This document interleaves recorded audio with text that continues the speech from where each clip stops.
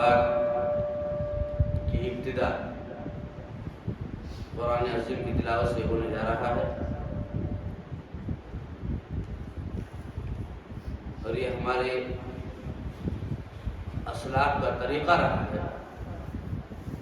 کہ جب بھی وہ کسی جشن کا اہتمام کرتے ہیں،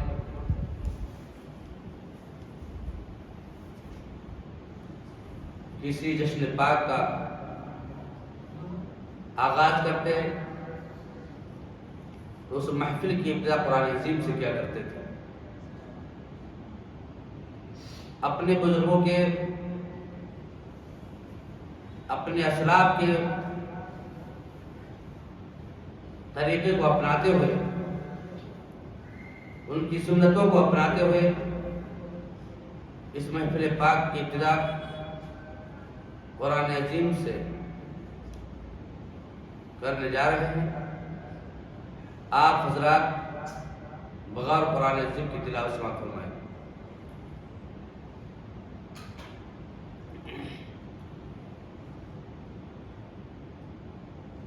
اعوذ باللہ من الشیطان الرجیم،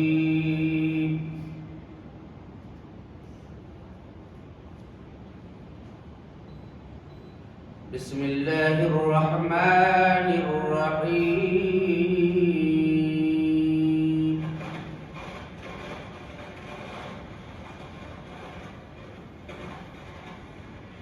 والتین والزیتون وطور سینین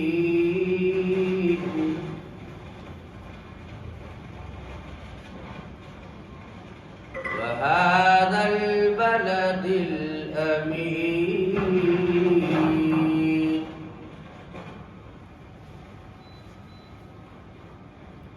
لقد خلقنا الإنسان في أحسن تقويم،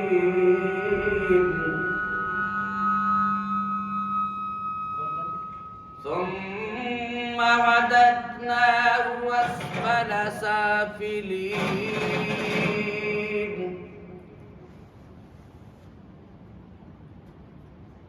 إلا الذين آمنوا وعملوا الصالحات فلهم أجر غير ممنون،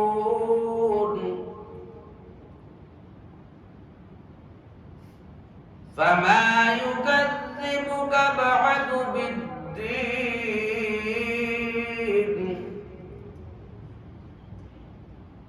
أليس الله بأحكم الحاكمين،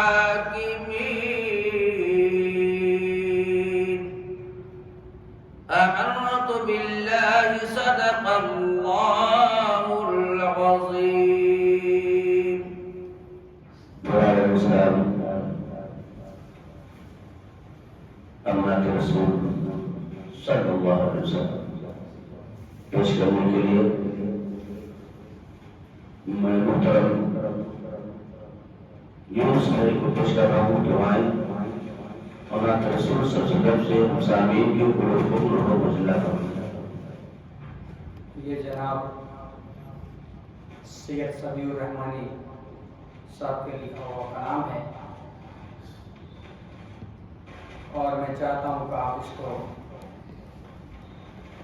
دعا کے طور پر سنیں، اور یہ ہم سب کا مقصد بھی ہونا چاہیے۔ کیا حضور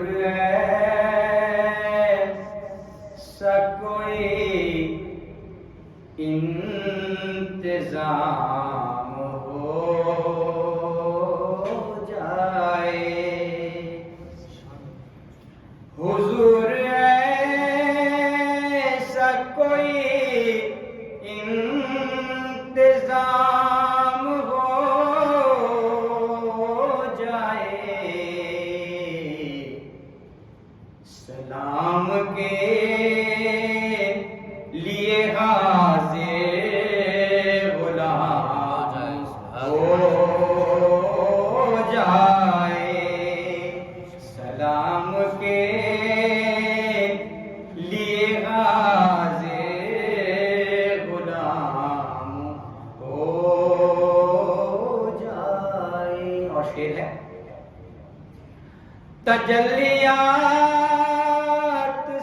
بھر لوں میں اپنا کاسہ دل، تجلیات سے بھر لوں میں اپنا کاسہ دل، کبھی جو ان کی گلی میں قیام ہو جائے، کبھی جو ان کی گلی میں قیام ہو جائے۔ اور شعر ہے، میں صرف دیکھ لوں ایک بار صبح طیبہ کو، نظر سے چوم لوں ایک بار سبز گنبد کو، اگرچہ پھر میری دنیا میں شام ہو جائے، اگرچہ پھر میری دنیا میں شام ہو جائے، مدینے جاؤں پھر آؤں دوبارہ پھر جاؤں، مدینے جاؤں پھر آؤں دوبارہ پھر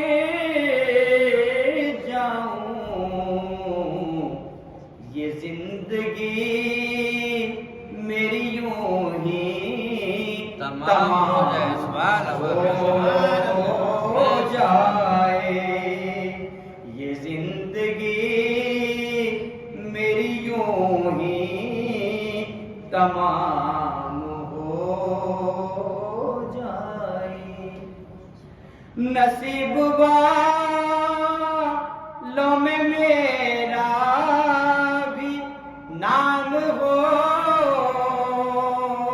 جائے، نصیب والوں میں میرا بھی نام ہو جائے،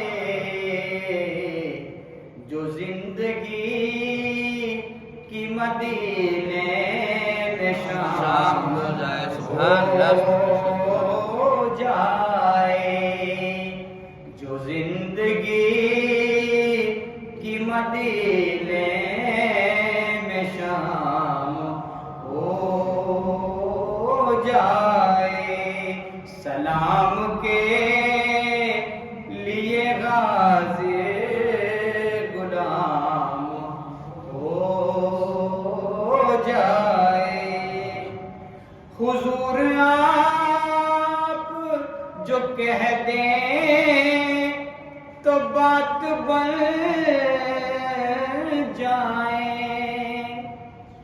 حضور آپ جو کہہ دیں تو بات بن جائے، حضور آپ جو کہہ دیں تو کام ہو جائے، حضور آپ جو کہہ دیں تو کام ہو جائے۔ مکہ مزہ تو جب ہے فرشتے جو قبر میں کہہ دیں، مزہ تو جب ہے فرشتے جو قبر میں کہہ دے، سبھی مدحت خیر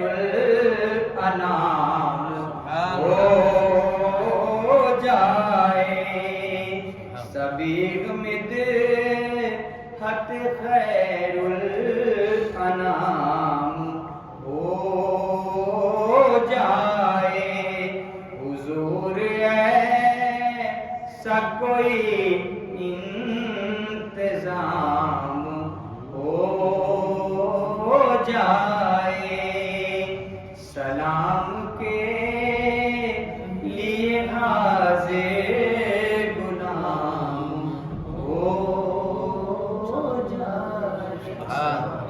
سویا تمہیں سکون سے کس نے جگا دیا سویا تمہیں سکون سے کس نے جگا دیا یاد نبی میں آنکھ لگی تھی ابھی ابھی معلوم کر رہے تھے فرشتوں سے جبرائیل معلوم کر رہے تھے فرشتوں سے جبرائیل کس کی زبان پہ نعت نبی تھی ابھی ابھی کس کی زبان پہ نعت نبی تھی ابھی ابھی.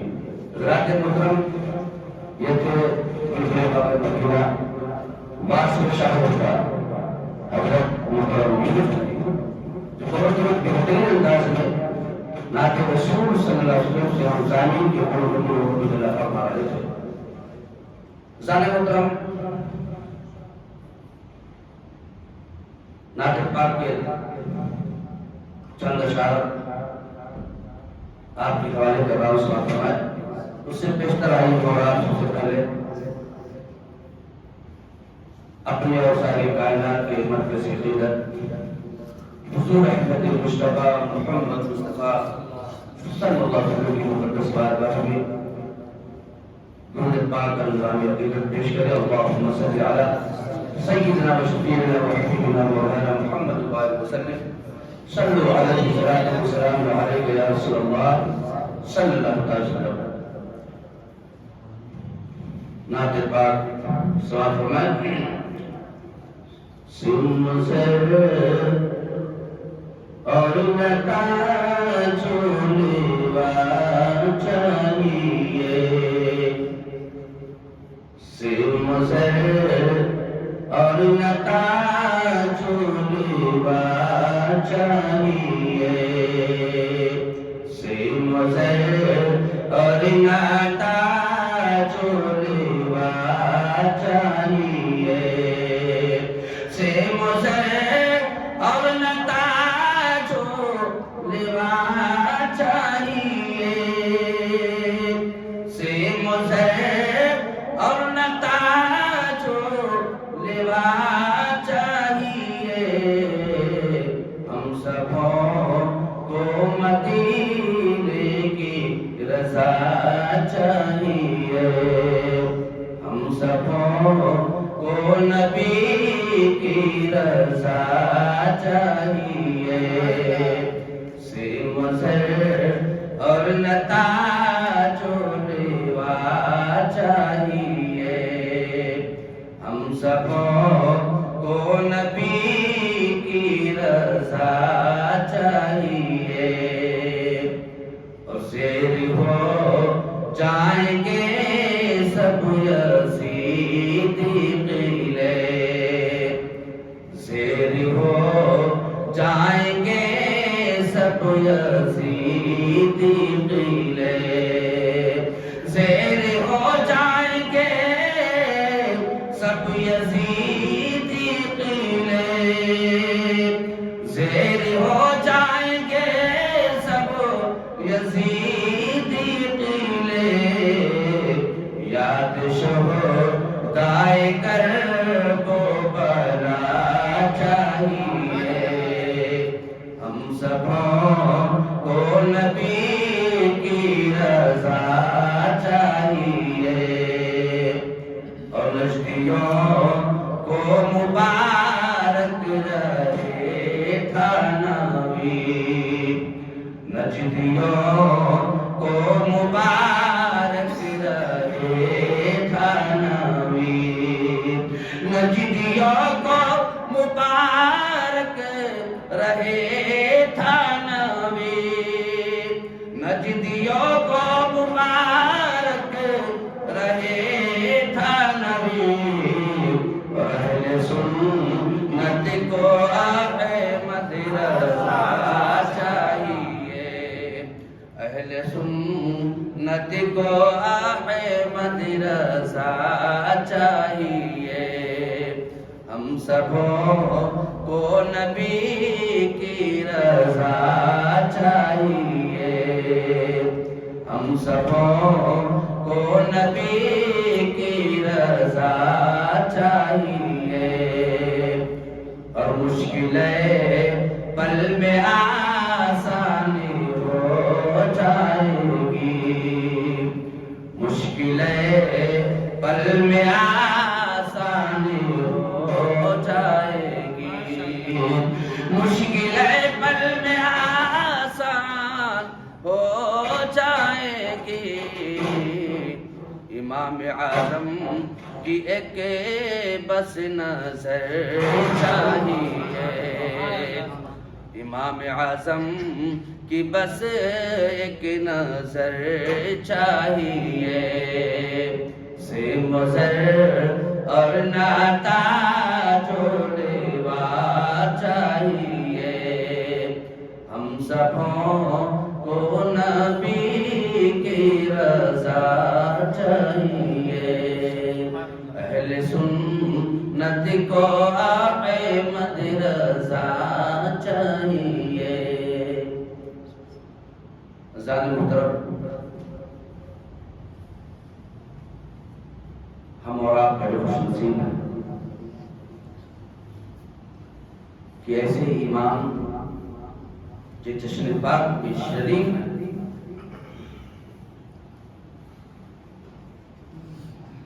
کہ ہم جتنے ہی ان کی تعریف کریں وہ کم ہے۔ ظاہر محترم، پوری دنیا میں جتنے مسلمان ہیں اور قیامت تک پیدا ہوں گے، سب امام اعظم ابو حنیفہ رضی اللہ عنہ کی تقلید کریں گے انشاءاللہ۔ ہم انہی کی تقلید کرتے ہیں۔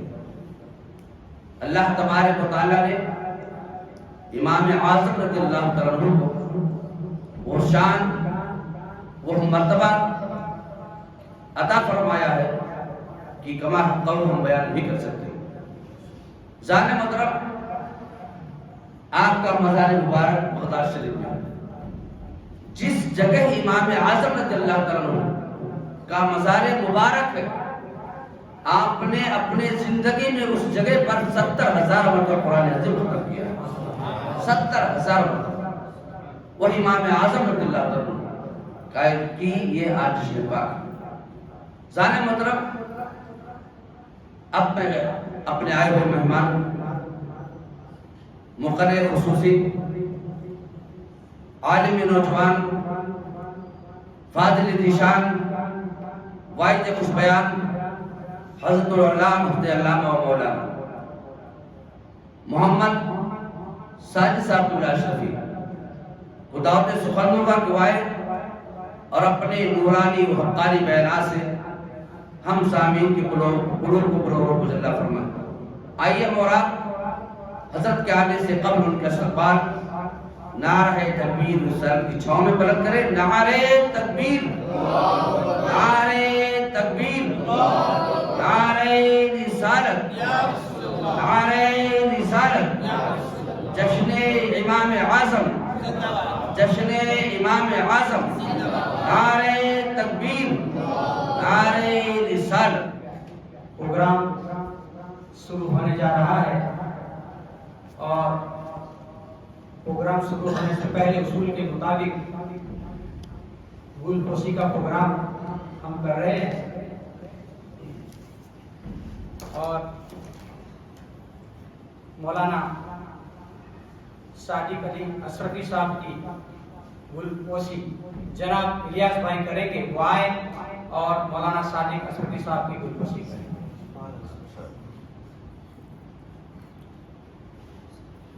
سبحان اللہ، سبحان اللہ، سبحان اللہ۔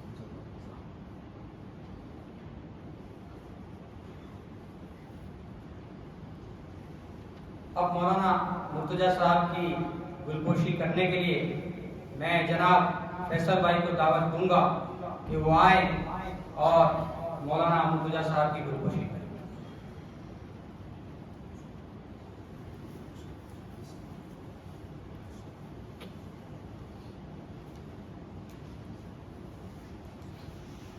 اب اس کے بعد جناب انور صاحب کی گلپوشی کرنے کے لیے میں جناب وسیم بھائی کو دعوت دوں گا کہ وہ آئے اور جناب انور صاحب کی گلگوشی کریں۔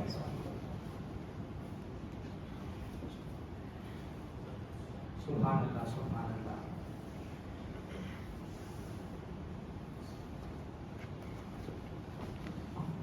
اب میں مولانا صادق اثر صاحب سے گزارش کرتا ہوں کہ وہ اپنے مخصوص انداز میں ہمیں اپنی تقریر سنائیں۔ تمام سامعین کرام السلام علیکم ورحمۃ اللہ تعالی وبرکاتہ۔ الفاتحہ الی حضرت روح النبی الکریم صلی اللہ تعالی علیہ وسلم۔ ایک مرتبہ سورہ فاتحہ، تین مرتبہ سورہ اخلاص پڑھیں۔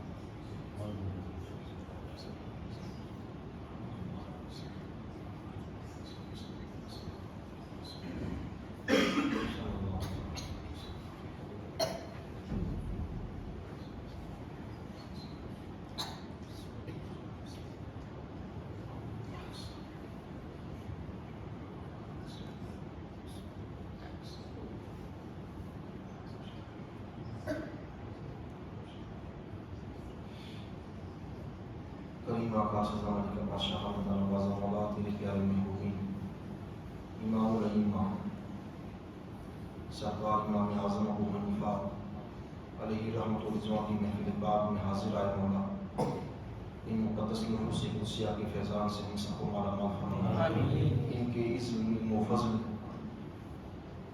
زہد و تقویٰ کا فیضان ہم سب کو نصیب عطا فرما، اور بالخصوص ان کے بتائے ہوئے احکامات ہمیں چلنے کی توفیق عطا فرما، اور مولا اس محفل پاک کے فیضان و برکات و حسنات سے ہم سب کو مالا مال فرما، اس محفل پاک کو ہماری آنکھوں کا نور، دل کا سرور، قبر کا اجالا بنانا، اس محفل پاک کو ہماری بخشش کا سامان، نجات کا ذریعہ بنانا۔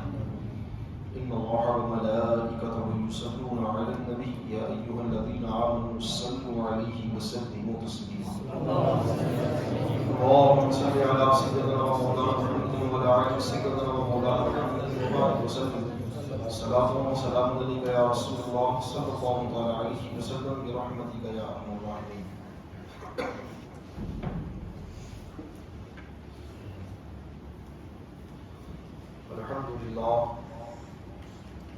الحمد للہ نحمده ونستعینه ونستغفره ونؤمن به ونتوکل علیہ،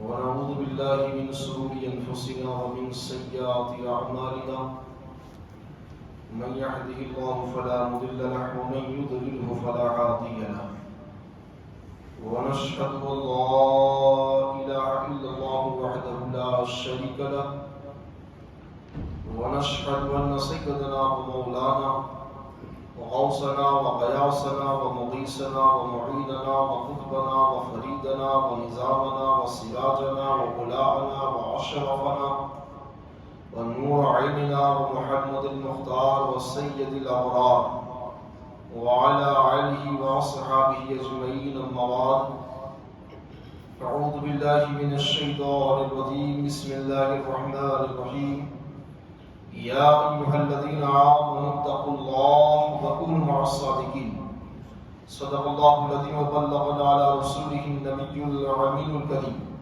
ونحن على ذلك لمن الشاهدين والشاكرين والحمد لله رب العالمين۔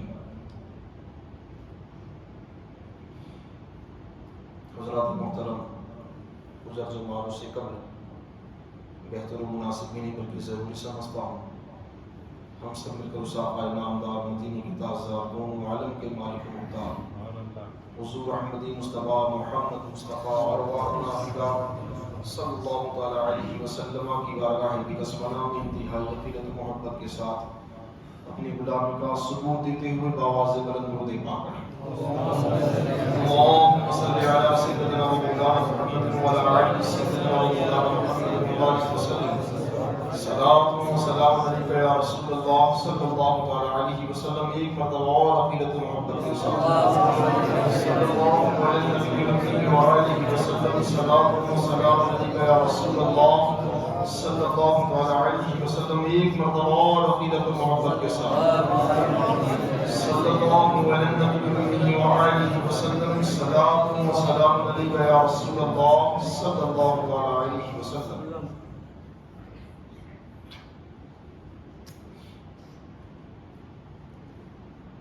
حضرات گرامی، رسول کائنات صلی اللہ تعالی علیہ وسلم نے فرمایا جو ہمارے مابین نبی جو مقدس مہینہ چل رہا ہے ماہ صابان، رجب و شہر اللہ و شعبان و شہری و رمضان و شہری امتی. رجب اللہ کا مہینہ ہے، صابان میرا مہینہ ہے اور رمضان میری امت کا مہینہ ہے. تو یہ صابان رسول کائنات صلی اللہ علیہ وسلم کا مقدس مہینہ ہے. ہمارے بزرگان دین نے ہمیں یہ تاکید کی، ہمیں یہ بات بتائی کہ اس مقدس مہینے میں کثرت کے ساتھ رسول کائنات صلی اللہ علیہ وسلم کی بارگاہ دیگسوارہ میں درود و سلام کے نذرانے بھیجتے رہیں. حضرات گرامی، آج کی یہ محفل پاک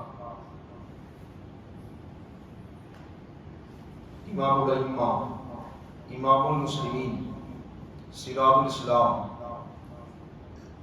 حضرت امام اعظم ابو حنیفہ رضی اللہ عنہ کی بارگاہ میں خراج عقیدت پیش کرنے کے لیے انعقاد کی گئی ہے. قابل ستائش ہے وہ نوجوان. فیضان ہو گیا گروپ میں؟ فیضان ہو گیا. میں مبارکباد دیتا ہوں ان گروپ کے تمام ممبران کو کہ یہ جو آپ کی کاوش ہے بڑی اچھی کاوش ہے. آپ کی جو محنتیں، آپ نے جو گروپ بنایا ہے، ہر مہینے کسی نہ کسی ذات کو لے کر ان کی ذات پر ان کی بارگاہ میں خراج عقیدت پیش کرنے کے لیے پروگرام رکھا جاتا ہے. یقین جانیں یہ سلسلہ جب تک چلتا رہے گا تب تک آپ لوگوں کو اس کا ثواب ملے گا. اور جتنی بھی محفلیں ہوئی اس گروپ کی جانب سے، فیضانہ اولیاء گروپ کی مجلس کی جانب سے جتنی بھی محفلیں ہوئی، اور اس محفل پاک میں جتنے بھی لوگ حاضر آئے، اگر ان حاضر ہونے والوں میں سے کسی ایک بندے نے بھی کسی ایک محفل کی ایک بات پر عمل کر لیا، جب تک وہ عمل کرتا رہے گا اس کا ثواب کو ملتا رہے گا. رب کائنات آپ کی ان تمام محنتوں کو، کاوشوں کو اپنی بارگاہ میں قبول فرمائے اور اس کا اجر عظیم عطا فرمائے. خالق کائنات کا مقدس کلام ارشاد فرماتا ہے یا ایھا الذین آمنوا اتقوا اللہ وکونوا مع الصادقین. اے ایمان والو اللہ سے ڈرو اور سچوں کے ساتھ ہو جاؤ. اے ایمان والو ہر جگہ، ہر وقت، ہر حال میں اللہ سے ڈرو، وکونوا مع الصادقین، اور سچوں کے ساتھ ہو جاؤ. حضرات گرامی، آج ہم جس مقدس ذات کی بارگاہ میں خراج عقیدت پیش کرنے کے لیے حاضر آئے ہیں، یہ وہ مقدس ذات ہے جن کے تعلق سے ہمارے تمام اقابر بزرگان دین نے اور اساطیر بزرگان دین نے ان کی تعریف بیان فرمائی. حد تو یہ ہے کہ رسول کائنات نے بھی ان سے محبت فرمائی. آج روئے زمین پر جتنے بھی مسلمان آباد ہے، ائمہ اربعین ان چاروں اماموں میں سے کسی ایک امام کے مقلد ہیں، اور سب سے بڑے مقلد امام حضرت امام اعظم ابو حنیفہ کے لوگ ماننے والے ہیں. حضرات گرامی، اور بالخصوص آپ محفل پہ نہ جائیں، محفل چھوٹی ہے یا بڑی ہے اس سے کوئی مطلب نہیں، کم لوگ ہیں زیادہ لوگوں سے کوئی مطلب نہیں. میری بات پر توجہ دیں آپ، اور ہو سکے تو اس پر عمل کرنے کی کوشش کریں. سب سے پہلی بات، ہمارا مسلک کا نام کیا ہے؟ حنفی. ہم لوگ کس کے فالوور ہیں، کس کی اتباع کرتے ہیں؟ حضرت امام اعظم ابو حنیفہ کے نقش قدم پر چلتے ہیں، ان کی اتباع کرتے ہیں، ان کی پیروی کرتے ہیں. ان کا نام آپ کو معلوم ہے؟ ہمارے جو امام ہیں ان کا نام کیا معلوم ہے آپ کو؟ حضرت نعمان بن ثابت. نعمان ان کا نام ہے، ان کے والد کا نام ثابت ہے. تو حضرت نعمان بن ثابت ہمارے امام کا نام ہے. وہ آپ کا لقب سراج الاسلام ہے. ان کا لقب کیا ہے؟ سراج الاسلام ہے. اور رسول کائنات نے انہیں امام المسلمین کے نام سے یاد کیا ہے. رسول کائنات نے انہیں امام المسلمین کہہ کر یاد کیا ہے. اور بے شمار بزرگان دین میں آپ کو بتاتا چلوں گا کہ اور آپ کی کنیت ابو حنیفہ ہے. عرب کے زمانے کا یہ دستور ہے کہ جو سب سے پہلا بچہ ہوتا, چاہے وہ لڑکی ہو یا لڑکا, تو اس کے نام سے باپ کو یاد کیا جاتا ہے. تو آپ کی اولاد میں سب سے بڑی بیٹی تھی جس کا نام حنیفہ تھا, تو آپ کو ابو حنیفہ یعنی حنیفہ کا باپ کہہ کر پکارا جاتا ہے. تو آپ کی کنیت ابو حنیفہ ہے, لقب سراج الاسلام ہے, اور نام حضرت نعمان بن ثابت. نعمان آپ کا نام ہے اور ثابت آپ کے والد محترم, والد بزرگوار ابو جان کا نام ہے. آپ ائمہ اربعین چاروں اماموں میں سے سب سے بڑی امام ہے. حضرت امام شافعی, امام مالک, امام حنبل یقیناً یہ امام ہے, لیکن یہ تینوں اماموں کے بھی امام کا نام امام اعظم ابو حنیفہ ہے. آپ کی پیدائش کوفہ میں ہجری سن 80 میں ہوئی, اور پیدائش کے تعلق سے اختلاف ہے. کچھ لوگوں نے ہجری سن 72 بھی گنایا, کچھ لوگوں نے ہجری سن 62 بھی گنایا, اور آپ کی وصال کی تاریخ ہجری سن 150, اس میں کسی کا اختلاف نہیں ہے. جیسا کہ ہمارے حضرت نے بھی بتایا کہ بغداد مقدسہ میں آپ کا مزار پرانوار ہے. آج بھی آپ کے مزار اقدس سے مخلوق فیض پاتی ہے اور صبح قیامت تک پاتی رہے گی. حضرت امام اعظم ابو حنیفہ ابھی آپ پیدا نہیں ہوئے تھے. آپ کی پیدائش سے پہلے رسول کائنات نے آپ کے آنے کی بصارت عطا فرمائی تھی. ہم جس امام کی پیروی کرتے ہیں وہ اتنا عظیم ہے, اتنا بلند و بالا ہے. ان کے علم کے فضل و کرامات کے تعلق سے رسول کائنات نے احادیث مبارکہ میں بیان فرما دیا تھا, نام نہیں اشارہ کیا گیا تھا کہ سوریا تارے پر بھی اگر علم ہوگا تو فارس کے کچھ لوگ ایسے پیدا ہوں گے فارس میں, اس سوریا تارے پر بھی جا کر علم کی دولت کو حاصل کر کے آئے. تو حضرت امام اعظم ابو حنیفہ کے دادا فارس کے رہنے والے تھے, اور بعد میں کاروبار کی وجہ سے وہ لوگ مصر میں چلے آئے, بغداد مقدسہ میں چلے آئے. تو آپ کی اصل کہاں, آپ فارس کے. اسی تعلق سے آپ کی پیدائش سے پہلے رسول کائنات نے یہ بات ظاہر بیان فرما دی تھی کہ اگر سوریا ستارے پر بھی علم کا ہوگا تو فارس میں کچھ لوگ ایسے پیدا ہوں گے جو وہ ستارے پر بھی جا کر علم لے کر چلے آئیں گے. وہ آپ کے علم و فضل کا یہ مقام ہے, وہ آپ خیر التابعین ہے. ہمارے امام حضرت امام اعظم ابو حنیفہ حضرت نعمان بن ثابت تابعی ہے. مختلف روایات ہیں, ایک روایت جو صحیح لوگوں نے بیان کی ہے, اکثر اس روایت کو بیان کیا جاتا ہے, آپ نے 7 صحابی رسول سے ملاقات کی ہے. ان میں سب سے بڑے صحابی رسول خادم رسول حضرت جناب انس بن مالک سے آپ کی ملاقات ہوئی, اور جناب عبداللہ ابن زبیر سے, اور جناب عبداللہ ابن انس سے, اور جناب عبداللہ ابن اباویلی سے. ایسے 7 صحابی رسول ہیں جن سے آپ نے ملاقات کی ہے, ان کی زیارت کی ہے, تو آپ تابعی ہوئے. اور دوسری بات حضرات گرامی, آپ کی پیدائش سے پہلے رسول کائنات نے جناب انس بن مالک کو ایک امانت عطا فرمائی تھی. یہ بات کس نے لکھی ہے؟ یہ بات راحت القلوب میں سرکار بابا فرید گنج شکر نے لکھی ہے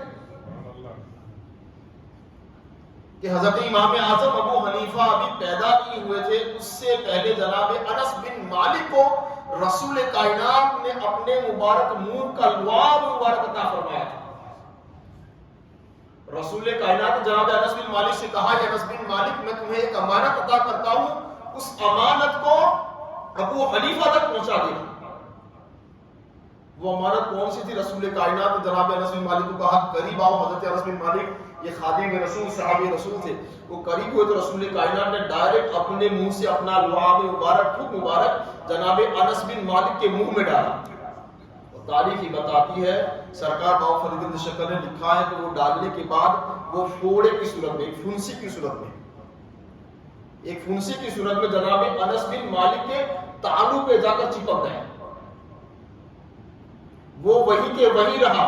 جب حضرت امام اعظم ابو حنیفہ کی ملاقات جناب انس بن مالک سے ہوئی، اس دن جناب انس بن مالک نے یہ بات اس کو یہ نعمت عطا فرما دی کہ رسول کائنات نے مجھے آپ کے لیے امانت عطا فرمائی تھی، آپ کی امانت آپ کو عطا کی جاتی ہے. تو ہمارے امام کا مقام یہ ہے، ہم جن کے نقش قدم پہ چل رہے ہیں نا، ان کا مقام یہ ہے کہ رسول کائنات کا مقدس لعاب مبارک ان کے منہ پیٹ پر پہنچ چکا ہے. تو ان کے علم و فضل کا مقام کیا ہوگا، ان کے مراتب کا مقام کیا ہوگا، کتنی بلندیوں پر فائز ہوگی. جیسا کہ حضرت نے ابھی کہا کما حقہ ہم ان کی تعریف بیان کر ہی نہیں سکتے، کما حقہ ہم ان کا ذکر بیان کر ہی نہیں سکتے. اور لیکن رب کا عظیم احسان جانو، رب کا یہ عظیم فضل جانو کہ اپنے محبوبین کا ذکر ہم سے کروا رہا ہے. ان محبوبین کی محفلوں میں ہمیں حاضری دینے کا موقع اور توفیق عطا فرماتا ہے. حضرات گرامی بزرگان دین فرماتے ہیں کہ رب چاہے تو انہی محفلوں کی حاضری کے ایک لمحے میں ہماری بخشش کر سکتا ہے. یہ محفلوں کی حاضری کا ایک لمحہ بھی رب کائنات کی بارگاہ میں اگر ایک سیکنڈ بھی قبول ہو گیا تو خالق کائنات اسی محفل کے ایک لمحے کے بدلے میں ہماری ساری خطاؤں کو معاف فرما کر ہماری بخشش فرما کر. شرط یہ ہے کہ ان محفلوں میں ادب کے ساتھ آیا جائے اور ان محفلوں میں جو باتیں بتائی جائے اس پر عمل کرنے کی کوشش کریں. حضرات گرامی آگے بڑھیں. ہمارے امام کا مقام وہ ہے، حضرت امام اعظم ابو حنیفہ کا رتبہ و مقام یہ ہے کہ ایک مرتبہ آپ اخلاق کے کہتا تھے. آپ کی ساری زندگی رسول کائنات کی اسوہ حسنہ پر گزری. آپ نے اپنی ساری عمر مقدسہ رسول کائنات کی سیرت پر گزار دی. آپ یہ خود بیان فرماتے ہیں کہ میرے دل میں ایک مرتبہ یہ خیال پیدا ہوا کہ اب میں خالق کائنات کے ذکر میں لگ جاؤں، دنیا سے علیحدہ چلا جاؤں، دنیا سے دور ہو جاؤں، ایک کونا پکڑ لوں، تنہائی میں ہو جاؤں، تنہا ہونے کے بعد صرف اللہ اللہ کروں. یہ خیال لے کر رات میں نماز عشاء کے بعد جب آپ سوئے تو خواب میں ہی رسول کائنات نے بصارت زیارت عطا فرمائی. آپ کو زیارت سے مشرف فرمایا گیا. اس بار رسول کائنات نے فرمایا اے ابو حنیفہ، اے نعمان بن ثابت، تمہیں تنہائی میں اللہ اللہ کرنے کے لیے پیدا نہیں کیا گیا ہے، بلکہ تمہیں تو میری سنتوں کو پھیلانے کے لیے پیدا کیا گیا ہے. میرا جو علم ہے اس علم کو بانٹنے کے لیے تمہیں پیدا کیا گیا ہے. تنہائی میں گوسے میں بیٹھ کر اللہ اللہ کرنے کے لیے نہیں پیدا کیا گیا ہے. اس دن سے رسول کائنات کا اس فرمان سننے کے بعد ہمارے امام اعظم ابو حنیفہ نے یہ وعدہ لے لیا کہ یا رسول اللہ، میں اپنی زندگی اب آپ کے نام پہ قربان کر دوں گا. آپ کے ارشادات، آپ کی سنتوں کو پھیلانے کے لیے اپنی زندگی وقف کر دوں گا. وہ امام اعظم ابو حنیفہ نے اس دن سے ہی اپنی ساری زندگی رسول کائنات کی احادیث مبارکہ اور رسول کائنات کی سنتوں اور رسول کائنات کے علم و فضل کو پھیلانے میں اپنی ساری زندگی گزار دی. حضرات گرامی، آج ہمارے پاس جو علم فقہ موجود ہے، فقہ کسے کہتے ہیں؟ میں آپ کی جانکاری کے آپ کے علم کے لیے بتا دوں. فقہ جیسے نماز کے مسائل، حج کے مسائل، زکوٰۃ کے مسائل، قربانی کے مسائل، بے شمار ایسے مسائل. اور وہ مسئلہ جس کی صراحت، جس کا بیان قرآن و حدیث میں ہمیں نہ ملے، جس کا ذکر ظاہری طور پر بالکل قرآن و حدیث میں نہ ملے، تو اس مسئلے ہمارے پاس ایسا مسئلہ آیا کہ اس کا بیان نہ قرآن میں ہے نہ حدیث میں ہے، تو ہم اس مسئلے کا جواب کہاں سے لائیں گے؟ تو ہمارے ان اماموں نے، ہمارے ان بزرگوں نے، محدثوں نے قرآن و حدیث کو سامنے رکھ کر قرآن و حدیث کی روشنی میں اس سے ملتے جلتے مسئلے سے مسئلوں کو اخذ کیا. اسے اصول فقہ کہا جاتا ہے، اسے فقہ کہا جاتا ہے. تو حضرات گرامی، اصول فقہ کے حضرت امام اعظم ابو حنیفہ نے، حضرت نعمان بن ثابت نے 83,000 سبجیکٹ، 83,000 گرامر بنائے ہیں. 83,000 قاعدے گرامر بنا کر امت کو عطا کر دیے فقہ کے مسائل کے، کہ تم میں جو کوئی مسئلہ اگر الجھ جائے قرآن و حدیث میں اس میں جواب ملے تو میرے ان گرامر کو لے کر بیٹھ جانا، اسی کی مثل تم اور جواب مل جائے گے تمہیں. 83,000 گرامر بنایا حضرت امام اعظم ابو حنیفہ. آپ ایسے علم و فضل کو مال والے تھے. آپ نے جناب شیخ حماد سے 18 سال ان کی خدمت مقدسہ میں رہ کر علم ظاہر و علم باطن کو حاصل فرمایا. اس بعد 2 سال نواسۂ رسول ابن رسول اللہ حضرت امام جعفر صادق کی صحبت میں آپ رہے، تو آپ نے ان کی نسبت سے فیضان حاصل فرمایا. تو حضرت امام اعظم ابو حنیفہ کی اس فرمان سے یہ بھی ہمیں بات ملتی ہے کہ اچھوں کی صحبت میں رہنا چاہیے، اچھوں کی صحبت میں بیٹھنا چاہیے، اچھوں کے کاموں کو اپنانا چاہیے، اچھے جو کام کریں ان کی نقل اتارنی چاہیے. اس لیے کہ حضرت امام اعظم ابو حنیفہ فرماتے ہیں کہ میں نے علم تو حاصل کر لیا، ظاہری علم تو حاصل کر لیا، لیکن میں جب بچا ہوں مجھے بچایا ہے حضرت امام جعفر صادق کی نسبت نے بچایا ہے مجھے. اگر ان کی نسبت، ان کی بارگاہ کا فیضان نہ ملتا تو میں ہلاک ہو جاتا، میں برباد ہو جاتا.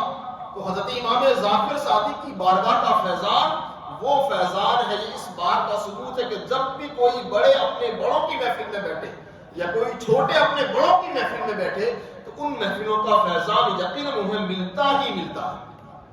اور آگے بڑھ چلا تھا حضرت امام اعظم ابو حنیفہ نے اپنی ساری زندگی مقدسہ، بے شمار کرامات بھی ہے، بے شمار واقعات بھی ہے، ان تمام باتوں کو آپ نے بس سنا بھی ہو نہ بھی سنا ہو، لیکن میں آپ بالخصوص آپ کے لیے وہ چند باتیں لے کر آیا ہوں جن کو اپنی لائف میں ہم اگر لائیں. امام اعظم نے جس طرح اپنی زندگی کو گزارا ہے، جس راستے کو اپنایا ہے، ان چیزوں کو ہم اپنی زندگی میں لائیں، اس پر عمل کرنے کی کوشش کریں. حضرت امام اعظم ابو حنیفہ نے اپنی ساری زندگی رسول کائنات کے نقش قدم پر گزار دی. یہ بات حق ہے، جتنا زیادہ علم ہوتا ہے آدمی اتنا ہی اللہ سے ڈرتا ہے، اتنا ہی وہ خوف خدا والا ہوتا ہے. اس لیے کہ جتنا علم ہوگا اتنی ہی خالق کائنات کی اس کے پاس معرفت ہوگی، رسول کائنات سے اتنی ہی وہ محبت کرے گا. حضرت امام اعظم ابو حنیفہ ایک مرتبہ کئی مقام پر تشریف لے جا رہے تھے، آپ کے قدموں میں لکڑی کی چپل، لکڑی کی کھڑاؤں تھی. عمر کا تقاضا تھا، آپ چلتے چلتے اچانک پیر ڈگمگائے. چند نوجوان بچے مقام پر بیٹھے ہوئے تھے، کھڑے ہوئے تھے. امام اعظم ابو حنیفہ کا ایک پیر ایک نوجوان کے قدم پر جا کر گر گیا. لکڑی کی چپل تھی، لکڑی کی کھڑاؤ تھی، لکڑی کی ظاہر چیز جب لگنے والی ہے تو وہ اس بچے کا پیر ڈب گیا. تو اس کے منہ سے اچانک محاورتن یہ بات نکل گئی، اے امام اعظم اللہ سے ڈرو، میرے پیر کو تکلیف پہنچائی، میرا پیر دبا دیا، امام اعظم اللہ سے ڈرو. حضرات گرامی، ایک نوجوان نے جب حضرت امام اعظم ابو حنیفہ سے یہ بات کہی، وہ جملہ، وہ کلمہ جب آپ کے کان میں پہنچا، آپ نے سنا، آپ اس بات کو سن کر چیخ ماری، آپ چلائے اور بے ہوش ہو کر گر گئے. آپ بے ہوش ہو کر گر گئے. کئی گھنٹے اسی حالت میں گزر گئے. جب آپ کو ہوش آیا تو سارے لوگ وہاں موجود تھے، وہ نوجوان بھی وہاں موجود تھا. آپ کے خداموں نے، رشتہ داروں نے، گھر والوں نے، دوست و احباب نے پوچھا، امام اعظم کیا معاملہ ہے؟ اس نے اتنی بات کہہ دی، اللہ سے ڈرو. آپ بے ہوش ہو گئے. حضرت امام اعظم کو جب ہوش آیا نا تو آپ رونے لگ گئے، دل گڑانے لگ گئے. اس نوجوان کو قریب بلا، اس سے معافی مانگی. اس نوجوان نے کہا، میں تو اچانک اپنی منہ سے، میرے زبان سے کلمہ نکل گیا تھا، ورنہ آپ کو میرا یہ جملہ کہنے کا ارادہ نہیں تھا. آپ کو کون کہہ سکتا ہے؟ آپ علم الامام ہے، آپ امام المسلمین ہے، آپ سراج الاسلام ہے. بغداد والے آپ کو اپنا سرتاج مانتے ہیں، لیکن اچانک میری زبان پھسل گئی اور میں نے یہ کہہ دیا، امام اعظم اللہ سے ڈرو.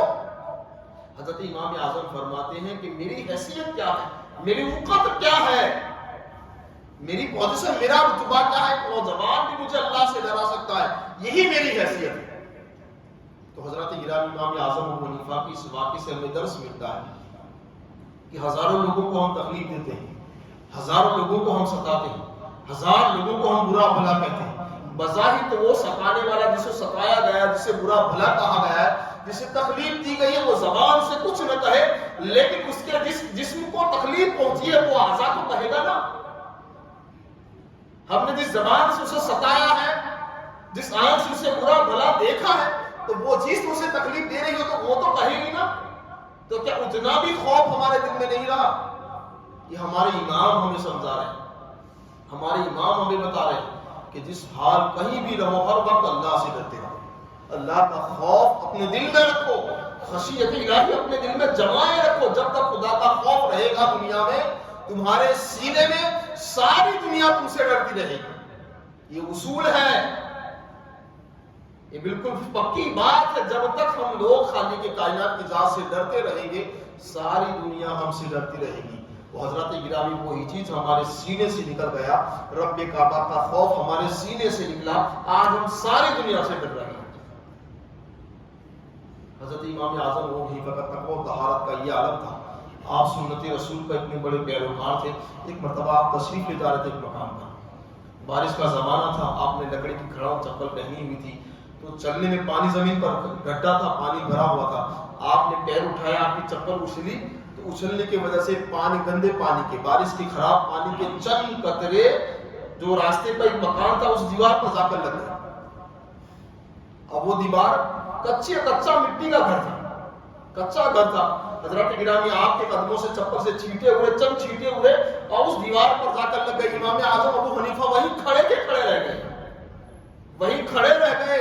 آپ کے شاگرد بھی آپ کے ساتھ موجود تھے, آپ کے ساتھ موجود تھے. امام اعظم ابو حنیفہ کا چہرہ اترا ہوا ہے, آپ پریشان نظر آتے. شاگردوں نے پوچھا حضور والا کیا معاملہ ہے, کیا بات ہو گئی, آپ اس طرح اچانک رک کیوں گئے اور اس دیوار کو بار بار پلٹ کر دیکھ کیوں رہے ہیں.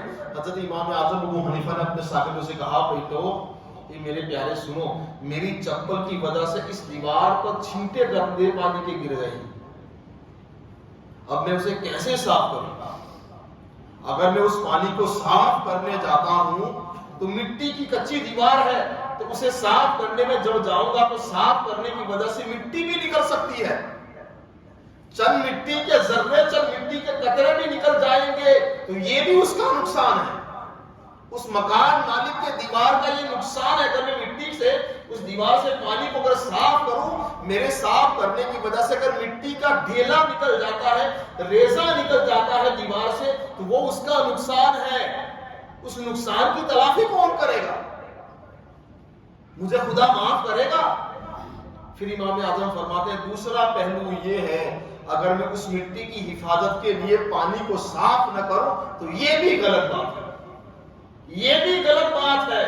میں دونوں طرف سے پھنسا ہوا ہوں, اب کیا کروں, اس دیوار کی صفائی کروں یا نہ کروں. اگر کرتا ہوں تو دیوار خراب ہو جاتی ہے, اگر نہیں کرتا ہوں تب بھی دیوار خراب رہتی ہے.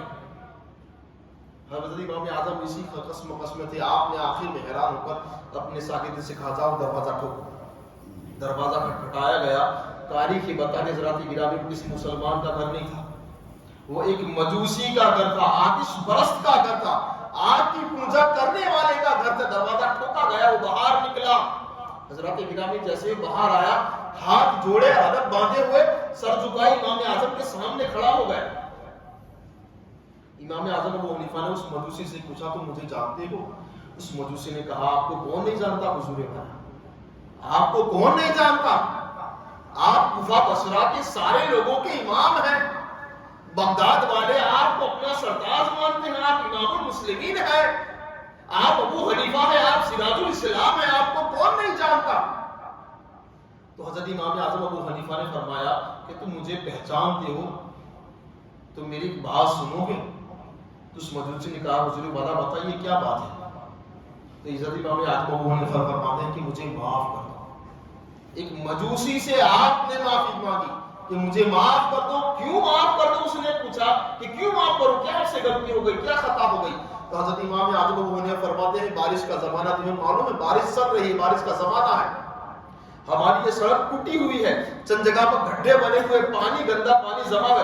میں یہاں سے گزر رہا تھا, میری چپل کی وجہ سے, میری کھڑاؤں کی وجہ سے تمہارے دیوار پر اس بارش کے پانی کے چند چھینٹے لگ گئے ہیں.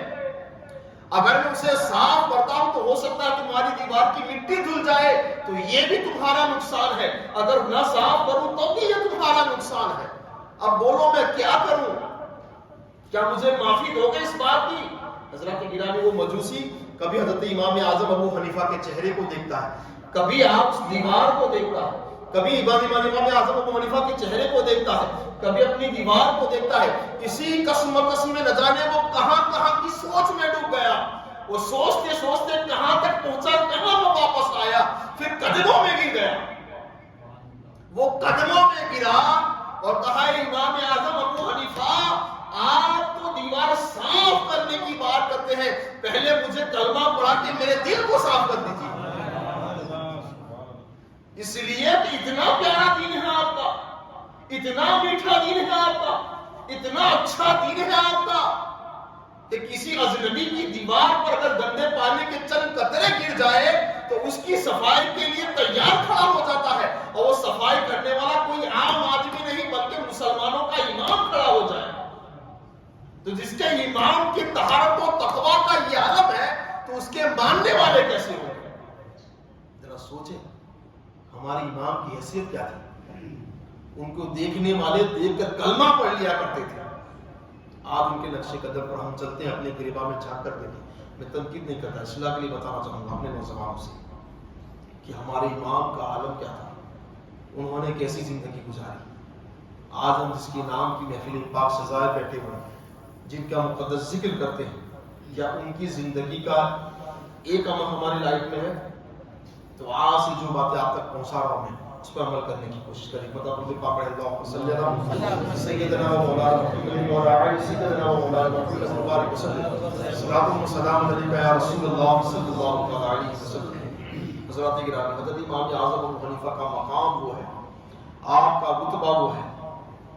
پاکستان کے پیر و مرشد دادا گنج بخش علی حزویلی اپنی کتاب کشف المحجوب میں لکھتے ہیں کہ میرے دل میں خیال پیدا ہوا کہ میں کس کی پیروی کروں، یہ کوئی عام آدمی نہیں ہے۔ دادا گنج بخش لاہوری آج سے 1000 سال پہلے اپنی کتاب کشف المحجوب میں لکھ کر چلے گئے کہ میرے دل میں خیال پیدا ہوا میں کس کی پیروی کروں، امام اعظم کو اپنا امام بناؤں یا امام صافی کا مقلد بن جاؤں یا امام حنبل کی پیروی کروں یا امام مالک کے نقش قدم پہ چلوں۔ آپ یہ بات سوچ رہے تھے اور اسی بات کو سوچتے سوچتے آپ نماز عشاء ادا کرنے کے بعد سو گئے۔ آپ نے کیا دیکھا؟ رسول کائنات صلی اللہ تعالی علیہ وسلم تشریف لائے۔ صاحب رسول کائنات تشریف لائے اور رسول کائنات کے تشریف آوری کے ساتھ ساتھ آپ نے کیا دیکھا کہ رسول کائنات کی بغل میں ایک بزرگ موجود ہے۔ رسول کائنات انہیں اپنی بغل میں چھپائے ہوئے ہیں، سفید چہرہ ہے، سفید لباس ہے، سفید داڑھی ہے، اور اس بزرگ سے کیسی محبت رسول کائنات فرماتے جب کوئی باپ اپنے بچے سے محبت کرتا ہے۔ اس بزرگ سے رسول کائنات بچوں کی طرف محبت کرتے ہوئے آئے اور کہا اے داتا علی حجویری سن، اس امام کو اپنا امام مان لے، ابو حنیفہ کو اپنا امام مان لے، یہ ہے آپ کا مقام۔ اسی داتا گنج بخش علی حزویری نے فرمایا کہ سرکار امام اعظم ابو حنیفہ نے 55 مرتبہ 55 حج کیے۔ کتنے حج کیے؟ 55 حج کیے آپ نے۔ جب آخری حج کے لیے آپ گئے تو آپ کے دل میں پیدا تمنا، یہ امید پیدا ہوئی کہ کاش میں نے خانہ کعبہ کی 55 مرتبہ حج کیے، آج اسی خانہ کعبہ میں جانے کا موقع مل جائے، اسی کعبہ کی 4 دیواری میں رہ کر رب کو یاد کرنے کا موقع مل جائے، اسی کعبے کی چھت کے نیچے کعبے کے مالک کے آگے سجدہ کرنے کا موقع مل جائے۔ اسی بات کی تمنا لیے ہوئے حرم مقدسہ میں پہنچے، مزاور کعبہ وہاں موجود تھے، انہوں نے حکم کہا کہ کیا یہ ہو نہیں سکتا کہ امام اعظم 2 رکعت نماز نفل ادا کر لے، اندر 2 رکعت نماز نفل ادا کر لے، اپنی رب کی بارگاہ میں چھت کعبہ کے نیچے صحن کعبہ کے اندر اپنا سر جھکا لے۔ مزاور کعبہ نے، خادم کعبہ نے کعبے کا دروازہ کھول دیا، امام اعظم ابو حنیفہ اندر تشریف لے گئے، آپ نے 2 رکعت نماز نفل ادا فرمائی۔ اس بعد آپ دعا کے لیے اپنے ہاتھ اٹھائے تو آپ نے فرمایا مولا میرے 2 ہی تجھ سے التجا ہیں۔ حضرت امام ابو حنیفہ گھر کے اعتبار سے، کاروبار کے مالی اعتبار سے بڑے مالدار تھے، بڑے مال و ثروت والے، بڑی دولت والے تھے، بڑے سب سے بڑے مالدار تھے۔ آپ کا خود کا بزنس تھا، کپڑوں کا کاروبار کرتے تھے، آپ کپڑوں کے ویپاری تھے، بڑے مالدار تھے۔ تو آپ یہ دعا کرتے ہیں رب کعبہ تو نے مجھے بڑا مال دیا لیکن میں اس کا شکریہ ادا نہیں کر سکا، تو نے مجھے بڑا مال دیا ہے، بڑا مال و دولت سے نوازا ہے، بڑا غنی کیا ہے، تو نے مجھے مالدار بنایا، لیکن ان نعمتوں کا میں شکریہ صحیح طور پر ادا نہیں کر سکا، تو مجھے اس کا حساب نہ لینا۔ پھر آپ نے دوسری بات یہ بیان فرمایا اے رب کعبہ تو نے مجھے تیرے پیارے محبوب کا علم بھی بڑا عطا فرمایا، علم کی دولت سے بھی تو نے مجھے بڑا نوازا ہے، لیکن اے رب کعبہ اس سارے علم پر میں عمل نہیں کر سکا، اس تعلق سے بھی میرے گریباں کو نہ پکڑنے مولا مجھے معاف کر دینا۔ مجھے معاف کر دینا اور میرے ساتھ عدل سے کام لینا. اگر ہم میں سے کوئی اور ہوتا 5 وقت کا نماز سینہ تان کے کہتا 5 وقت نماز پڑھتا. لیکن حضرت امام اعظم ابو حنیفہ کی زندگی مقدسہ وہ ہے کہ آپ نے اپنی زندگی کے 30 سال ایسے گزارے کہ نماز عیسیٰ کے وضو سے آپ نے نماز فجر کو ادا فرمایا. ایسی تقوی و طہارت ایسی عبادت والے 30 سال نماز عیسیٰ کے وضو سے نماز فجر کو آپ نے پڑھا. وہ آپ نے رمضان مقدسہ جتنی مرتبہ آپ کی زندگی میں آئے, آپ ہر رمضان میں 61 مرتبہ قرآن مقدس کو ختم فرماتے تھے. دن میں 1 مرتبہ, رات میں 1 مرتبہ. تو 30 دن ہوئے, 30 رات ہوئے, 60 ہوئے اور 1 تراویح میں. اور ہمارے بزرگان دین فرماتے ہیں 4 ہی بندے ایسے رب کائنات دنیا میں پیدا فرمائے جو 24 گھنٹے نہیں بلکہ 12 گھنٹے میں 1 رات میں 2 رکعت نماز نفل میں قرآن کو پورا کیا کرتے تھے. 4 ہی بندے ایسے تھے. سب سے پہلی مقدس ذات کا نام امیر المومنین خلیفۃ المسلمین جناب سیدنا عثمان غنی کی مقدس ذات ہے. آپ 12 گھنٹے میں 2 رکعت نماز نفل میں پورا قرآن پڑھ لیا کرتے تھے. دوسرے حضرت مولا کائنات مولا علی مسلم مساطر رحمہ اللہ تعالی وسلم کریم کی ذات ہے. اور تیسرے صحابی رسول جناب عبداللہ ابن زبیر ہے. اور چوتھے ہمارے امام حضرت امام اعظم ابو حنیفہ. آپ جب نماز نفل کے لیے کوفہ کی مسجد میں کھڑے ہوتے تھے نا, تو پہلی رکعت میں 15 پارے پڑھتے تھے, دوسری رکعت میں 15 پارے کو ختم کر دیا کرتے تھے. 2 رکعت نماز میں پورا قرآن مقدس ختم کر دیا کرتے تھے. چوتھا نمبر آپ کا آتا ہے, جب آپ نماز نفل کے لیے کھڑے ہوتے تھے تو کوفہ والے یہ کہتے تھے ہمیں ایسا محسوس ہوتا تھا کہ مسجد میں پیلر کھڑا کر دیا گیا ہے, ایک بیم کھڑا کر دیا گیا ہے. آپ ایسی محبت و محبت کے ساتھ نماز ادا کرتے تھے. نہ کبھی پہلو بدلتا تھا, نہ ہلتے تھے. اور کبھی کبھی آپ دن کے اجالے میں کہیں بغیچے میں سفر میں نکلے اور وہی نماز کے لیے کھڑے ہو گئے تو چڑیا آپ کے سر پر لکڑی سمجھ کر بیٹھ جایا کرتی تھی. آپ ایسی ادب کے ساتھ نماز ادا کرتے تھے. کیا وہ کمال, وہ ادب ہماری نمازوں میں موجود ہے؟ تو ہمیں ان تمام چیزوں کو اپنی زندگی میں لانا ہے. تو حضرت امام اعظم ابو حنیفہ اتنے تقوی و طہارت عبادت و ریاضت کے باوجود نہیں رکھتے. کعبہ سے فرماتے ہیں مولا میں نے تمہیں جو دولت عطا فرمائی اس کا شکر نہیں ادا کر سکا, اور تم نے جو علم کی دولت سے نوازا اس پہ بھی عمل نہیں کر سکا. میرے ساتھ عدل سے کام لینا, مجھے معاف فرما دینا, میری پکڑ نہ فرمانا. ابھی حضرت امام اعظم ابو حنیفہ دیوار کعبہ کے سامنے چھت کعبہ کے نیچے بیٹھے دعا کرتے ہیں. چاروں طرف کی کعبے کی دیواروں سے آواز آئی, اے ابو حنیفہ ہم نے تمہیں بخش دیا ہے, اے ابو حنیفہ ہم نے تمہیں بخش دیا ہے. اور سرکار داتا گنج بخش علی حجویری فرماتے ہیں کہ حضرت امام اعظم ابو حنیفہ جب رسول کائنات کے دربار پر حاضر ہوتے تھے, رسول کائنات کے آستان مقدسہ کا طواف کروا کر السلام علیکم یا رسول اللہ کہتے تھے تو جواب آتا تھا وعلیکم السلام امام المسلمین. رسول کائنات ان کے سلام کا جواب دیتے تھے. اور داتا گنج بخش علی حجویری فرماتے ہیں کہ یہ 1 مرتبہ نہیں, 2 مرتبہ نہیں, 3 مرتبہ نہیں, بلکہ جب بھی آپ حاضری کے لیے حاضر ہوئے اور جب بھی سلام کیا رسول کائنات نے آپ کے سلام کا جواب دیا.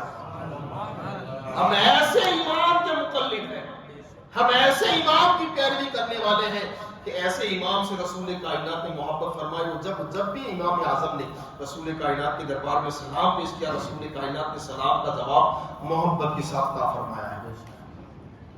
اور اسی بات کو سرکار بابا فرید بن شکم نے اپنی کتاب راحت القلوب میں بیان فرمائی ہے کہ حضرت امام اعظم ابو حنیفہ جب آخری حج کے لیے تشریف لے گئے نا, تو آپ حرم مقدسہ میں رات کا ایک حصہ گزر گیا, تہائی تب آدھا حصہ گزر گیا رات کا, تو تنہائی میں آپ حاضر ہوئے. آپ نے کیا کیا معلوم ہے؟ آپ پہنچے خانہ کعبہ کے سامنے, خانہ کعبہ کا دروازہ 2 ہاتھ سے پکڑا, خانہ کعبہ کے دروازے کو پکڑا 2 ہاتھ سے, اور پھر ایک پیر اٹھا دیا, ایک پاؤں پہ کھڑے رہے, ایک پیر اٹھا دیا, اور پورا قرآن 15 پارے آپ نے پڑھ دیے. 15 پارے آپ نے پڑھے, پھر یہ پاؤں رکھا زمین پر, اور دوسرا پیر یہ اٹھانے کے بعد دوسرا پیر رکھا اور اس پر 15 پارے پڑھے آپ نے. قرآن مقدس کو جب ختم فرما دیا تو آپ نے رب کعبہ کی دربار میں عرض پیش کیا، اے مولا کائنات، تجھے پہچاننے کا جو حق تھا کیا میں نے تجھے اس طرح پہچان لیا؟ میں نے تیری معرفت حاصل کر لی؟ آپ نے یہ دعا فرما دی، رب کعبہ تیری ذات کی جو معرفت ہے، تجھے پہچاننے کا جو حق ہے وہ میں نے حق ادا کر دیا، تجھے پہچانا، اور تیری عبادتوں کرنے کا جو حق ہے میں نے اس حق کے ساتھ عبادتیں کر دی۔ ابھی آپ ان الفاظ کو کہہ رہے تھے، صدائے غیبی آئی، اے امام اعظم ابو حنیفہ، تو نے میری معرفت کا بھی حق ادا کر دیا ہے اور میری عبادت کا بھی حق ادا کر دیا ہے۔ تمہیں بھی بخشا جاتا ہے اور تمہاری پیروی کرنے والوں کو بھی بخشا جاتا ہے۔ یہ میں نہیں کہتا، یہ سرکار بابا فرید گنجشکر فرماتے ہیں راحت القلوب میں کہ رب کعبہ نے صدائے غیبی سے بیان بات عطا فرمائی کہ امام اعظم ابو حنیفہ، تم نے میری حق کی معرفت کی حق کو پہچان لیا ہے، حق ادا کر دیا ہے اور عبادتوں کا بھی حق ادا کر دیا ہے۔ اس کا بدلہ ہم یہ تمہیں دیتے ہیں کہ تمہیں بھی بخشا جاتا ہے اور تمہارے ماننے والے، تمہارے پیروی کرنے والے، نقش قدم پر چلنے والوں کو بھی بخش دوں گا۔ تو شرط یہ ہے کہ ہمارے اماموں نے جو طریقہ بتایا ہے، جو راستے بتائے ہیں، ان کے راستوں پر ہم چلیں۔ انہوں نے کس طرح اپنی زندگی گزاری، ان کے رہنے سہنے کا انداز کیا تھا، ان کا طریقہ کیا تھا۔ سرکاری امام اعظم ابو حنیفہ بڑی سادی سی زندگی گزارتے ہیں۔ آپ بڑے علم و فضل و کمال والے تھے، آپ کا علمی مقام یہ ہے، ہزاروں واقعات ہیں، ہزاروں کرامات ہیں۔ ان میں سے ایک بات میں آپ کے سامنے رکھوں، حضرات گرامی، حضرت امام اعظم ابو حنیفہ کا علم و فضل و کمال کا یہ مقام ہے۔ آپ کی ذہانت یہ ہے، آپ کی ذہانت کا مقام یہ ہے کہ ایک مرتبہ کیا ہوا، آپ کے استاد محترم تھے امام صوبی۔ اس زمانے میں کوفہ میں ایک قحط کا سال آیا، دوکار کا زمانہ آیا، دانا پانی ختم ہو گیا، اب انسان بھوک اور پیاس سے حیران ہو رہے تھے۔ تو آپ کے استاد محترم جناب صوبی کی اہلیہ، ان کی بیوی نے امام اعظم ابو حنیفہ کے استاد محترم کو تھیلا تھمایا، دیا کہ جاؤ کہیں اور جاؤ، کسی بستی میں جاؤ یا دوسرے مقام پر جاؤ، دانا پانی آٹا کو بھی جو بھی چیز ملے اسے لے کر آؤ، گھر والے بھوک پیاسے تڑپ رہے ہیں۔ تو حضرت امام اعظم ابو حنیفہ کی امام استاد محترم امام صوبی ایک مرتبہ لائے، دو مرتبہ لائے، تین مرتبہ لائے۔ اس طرح کسی کے پاس جا کر مانگنا شرم والی بات ہے نا۔ تو آپ کے استاد محترم نے اپنی اہلیہ، اپنی بیوی کو منع کر دیا کہ اب مجھے آٹا لانے کی بات مت کہنا، اب میں نہیں جاؤں گا، اگر تم نے ضد کی اور مجھے کہا تو تجھے 3 طلاق۔ حضرت امام اعظم کے استاد محترم نے اپنی بیوی سے کہا، اگر راشن پانی لانے کی بات کہی نا، مجھے مجبور کیا تو تمہیں 3 طلاق، تھیلا دیا وہیں سے تمہیں 3 طلاق۔ حضرات گرامی، اب گھر میں بچے بھی بھوکے تھے، ماں باپ بھی بھوکے تھے، وہ خود بھوکی تھی، اب تھیلا دے بھی نہیں سکتے اپنے شوہر کو، تھیلا دے فوراً طلاق واقع ہو جائے۔ اب یہ مسئلے کا حل نکالا کیسے جائے؟ تو حضرات گرامی کیا کیا، امام اعظم کے دربار سے پوچھا گیا، استاد کے مسائل کو کہاں سے حل کیا گیا؟ شاگردوں کے لیے حل کیا گیا۔ حضرت امام اعظم ابو حنیفہ سے اس مسئلے کا حل پوچھا گیا۔ حضرت امام اعظم ابو حنیفہ نے آپ کے استاد محترم کی اہلیہ بیوی سے کہا کہ جب استاد محترم جناب شبلی سو جائے کچھ مت کرنا، بولنا نہیں ہے، جب بولو گے تو حکم لاگو ہوگا، تو مسئلہ واقع ہوگا، طلاق واقع ہوگی، تمہیں بولنا ہی نہیں ہے۔ یہ آٹے کا تھیلا جا کر ان کے دامن سے جا کر باندھ دینا، آٹے کا تھیلا دامن سے جا کر باندھ دینا، جب وہ بیدار ہوں گے اٹھیں گے، تھیلا اپنے دامن سے باندھا ہوا دیکھ لیں گے، سمجھ جائیں گے مجھے کس کام کے لیے کہا گیا ہے۔ حضرات گرامی، جب وہ بیدار تھیلا باندھا گیا، آپ بیدار ہوئے، فوراً بیدار ہونے کے ساتھ ایک آٹے کا تھیلا اپنے دامن سے بندھا ہوا دیکھا۔ آپ کے استاد محترم کے منہ سے جو پہلا جملہ وہ یہی نکلا تھا کہ امام اعظم کے پاس کون گیا تھا پوچھنے کے لیے؟ ابو حنیفہ کو کون پوچھ کر آیا ہے؟ اس لیے کہ میں نے جو یہ مسئلہ کہا ہے، اس مسئلے کا حل ابو حنیفہ کے سوا کوئی نہیں بتا سکتا، اس مسئلے کا حل ابو حنیفہ کے سوا کوئی نہیں بتا سکتا۔ اسی طرح آپ کے زمانے میں ایک بندے نے ایسی قسم کھائی کہ میری بیوی اگر چاند سے زیادہ خوبصورت نہیں ہوگی تو میں اسے طلاق دے دوں گا، میں اسے طلاق دے دوں گا۔ حضرات گرامی، اب سب لوگ حیران، کوفہ کے بڑے بڑے علماء، بڑے بڑے محدث حیران، اب یہ مسئلہ کہاں سے لائیں گے، اس کا جواب کیسے، طلاق واقع نہ ہوئی کیسے ہم سوال پیش کریں گے؟ حضرت امام اعظم ابو حنیفہ کے دربار میں بات پہنچی۔ حضرت امام اعظم نے فرمایا بالکل آسان ہے، ہم لوگ چاند سے زیادہ خوبصورت ہیں، اس کی بیوی بھی چاند سے زیادہ خوبصورت ہے۔ رب کعبہ نے قرآن میں فرمایا لقد خلقنا الانسان فی احسن تقویم، رب کعبہ نے انسان کو بڑی اچھی صورت میں پیدا فرمایا ہے، احسن صورت میں پیدا فرمایا ہے۔ چاند کے لیے نہیں کہا گیا، انسانوں کے لیے کہا گیا ہے کہ انسانوں کو رب کعبہ نے بڑی حسین صورت میں پیدا کیا گیا ہے، تو اس کی بیوی چاند سے زیادہ خوبصورت ہے۔ جاؤ طلاق واقع نہیں ہوئی، اور اس مسئلے کو لے کر کوفہ کے سارے علماء حیران تھے، لیکن دربار میں امام اعظم کے دربار میں یہ مسئلہ پہنچا نہیں، اس کا حل ملا نہیں۔ ایسے فضل و کمال، ایسے علم والے تھے، لیکن اتنا علم ہونے کے باوجود بھی ہمیشہ اپنی زندگی عاجزی میں گزارتے، ہمیشہ اپنی زندگی کو، اپنے آپ کو کم تر لوگوں کے سامنے ظاہر کیا، کبھی بھی بڑا پن ظاہر نہیں کیا۔ آپ کے شاگردوں میں حضرت ابراہیم بن ادہم آپ کے شاگرد ہیں، جناب بشر حافی آپ کے شاگرد ہیں، جناب داؤد طائی آپ کے شاگرد ہیں، جو وقت کے بڑے بڑے علماء محدثین جنہیں کہا گیا۔ حضرت ابراہیم بن ادہم کو کون نہیں جانتا؟ حضرت ابراہیم بن ادہم کی مقدس ذات وہ کہ ان کی نادین دو کو کوئی پانی پی لے تو اپنے وقت کا ولی بن جائے۔ تو ایسے حضرت ابراہیم بن ادہم حضرت امام اعظم ابو حنیفہ کے دربار کے شاگرد ہیں، پھر بھی آپ کے ذہن میں کبھی یہ بات نہیں آئی، آپ نے کبھی بڑا پن ظاہر نہیں فرمایا۔ تاریخ بتاتی حضرت امام اعظم ابو حنیفہ کہ والد محترم، ذرا توجہ چاہوں اس مقام پر، والد محترم کا وصال ہوا۔ آپ کتنی مرتبہ کتنے سنت رسول پر عمل کرنے والے تھے، آپ کے والد محترم کا وصال ہوا نا، تو کیا ہوا؟ 3 دن تک آپ اپنے گھر میں ٹھہرے رہے۔ 3 دن کے بعد وہ حضرات کرام، جتنا بڑا آدمی ہوگا اتنے ہی لوگ دشمن بھی ہوں گے، جتنے بڑے آپ بنیں گے، محبت کرنے والے زیادہ بنیں گے، آپ کے تو دشمن بھی اور آپ کے بڑھ جائیں گے۔ امام اعظم کا مقام یہ تھا، آپ دولت میں بھی سب سے آگے تھے، علم و فضل میں بھی سب سے آگے تھے آپ، اور کوفہ کے لوگ اپنا سرتاج مانتے تھے، آپ کو سراج الاسلام کہا جاتا تھا، امام المسلمین کہا جاتا تھا۔ تو کچھ لوگ ایسے تھے جو آپ کے علم و فضل کی وجہ سے، آپ کے مال و دولت کی وجہ سے، آپ کی تقوی و طہارت کی وجہ سے، آپ کی عزت کی وجہ سے لوگ آپ کو بدنام بھی کرتے تھے، آپ کے حاسد دشمن بن گئے تھے۔ تو کچھ لوگ ایسے حاسدین میں تھے، ان حاسدوں میں سے ایک حاسد ایسا تھا، حضرت امام اعظم ابو حنیفہ کے والد محترم جناب ثابت کا وصال ہوا، تو 3 دن تک آپ گھر میں ٹھہرے رہے۔ 3 دن کے بعد اپنے جب گھر سے باہر نکلے تو ان دشمنوں میں سے ایک شخص سامنے آیا، ان حسد کرنے والوں میں سے ایک سامنے آیا، اس نے امام اعظم ابو حنیفہ سے کہا، یہ ابو حنیفہ معاذ اللہ، ہم نے سنا ہے تمہارے والد کا انتقال ہو گیا۔ ذرا توجہ چاہوں گا، ہم کس کیٹیگری، کس مقام پر کھڑے ہیں، تو ہمارے امام کا تقوی و طہارت دیکھو۔ اگر ہمارے ساتھ یہ معاملہ ہو تو ہم کیا کریں گے، ہمیں کتنی برداشت کی طاقت۔ ذرا توجہ چاہوں گا، ہم نے سنا تمہارے والد محترم کا انتقال ہو گیا۔ حضرت امام اعظم ابو حنیفہ نے فرمایا، بے شک آپ نے سچی خبر سنی، والد محترم کا انتقال ہو چکا ہے۔ تو جو آپ کا حاسد تھا، دشمن تھا، اس نے کیا کہا کہ میں نے یہ بھی پتا چلا ہے مجھے کہ تمہاری امی بڑی خوبصورت ہے، معاذ اللہ، تمہاری امی بڑی خوبصورت ہے، جوان ہے، میں تمہاری امی سے شادی کرنا چاہتا ہوں، نکاح کرنا چاہتا ہوں۔ اگر یہی بات ہماری ماں بہن کے لیے کوئی کہہ دے، ہم کیا کریں گے؟ حضرت امام اعظم ابو حنیفہ فرماتے ہیں، اس نے جب یہ جملے کہے نا، میرا دل ٹوٹ گیا، مجھے بڑی تکلیف ہوئی، میرا دل ٹوٹ گیا، لیکن میں نے اس وقت اسے بری بات نہیں کہی، برا بھلا نہیں کہا، بلکہ میں نے کیا کیا، سنت رسول کو اپنایا، میں نے اخلاق مصطفیٰ کی پیروی کی، میں نے رسول کائنات کی سیرت پر عمل کیا کہ رسول کائنات کو بھی طائف کی وادیوں میں پتھر برسائے گئے تھے، رائے رسول کائنات کو بھی ابو جہل، ابو لہب، عتبہ، شیبہ نے برا بھلا کہا تھا، پاگل کہا تھا، ماس صاحب کہا تھا، معاذ اللہ مظلوم کہا تھا، لیکن پھر بھی رسول کائنات نے پلٹ کا جواب نہیں دیا۔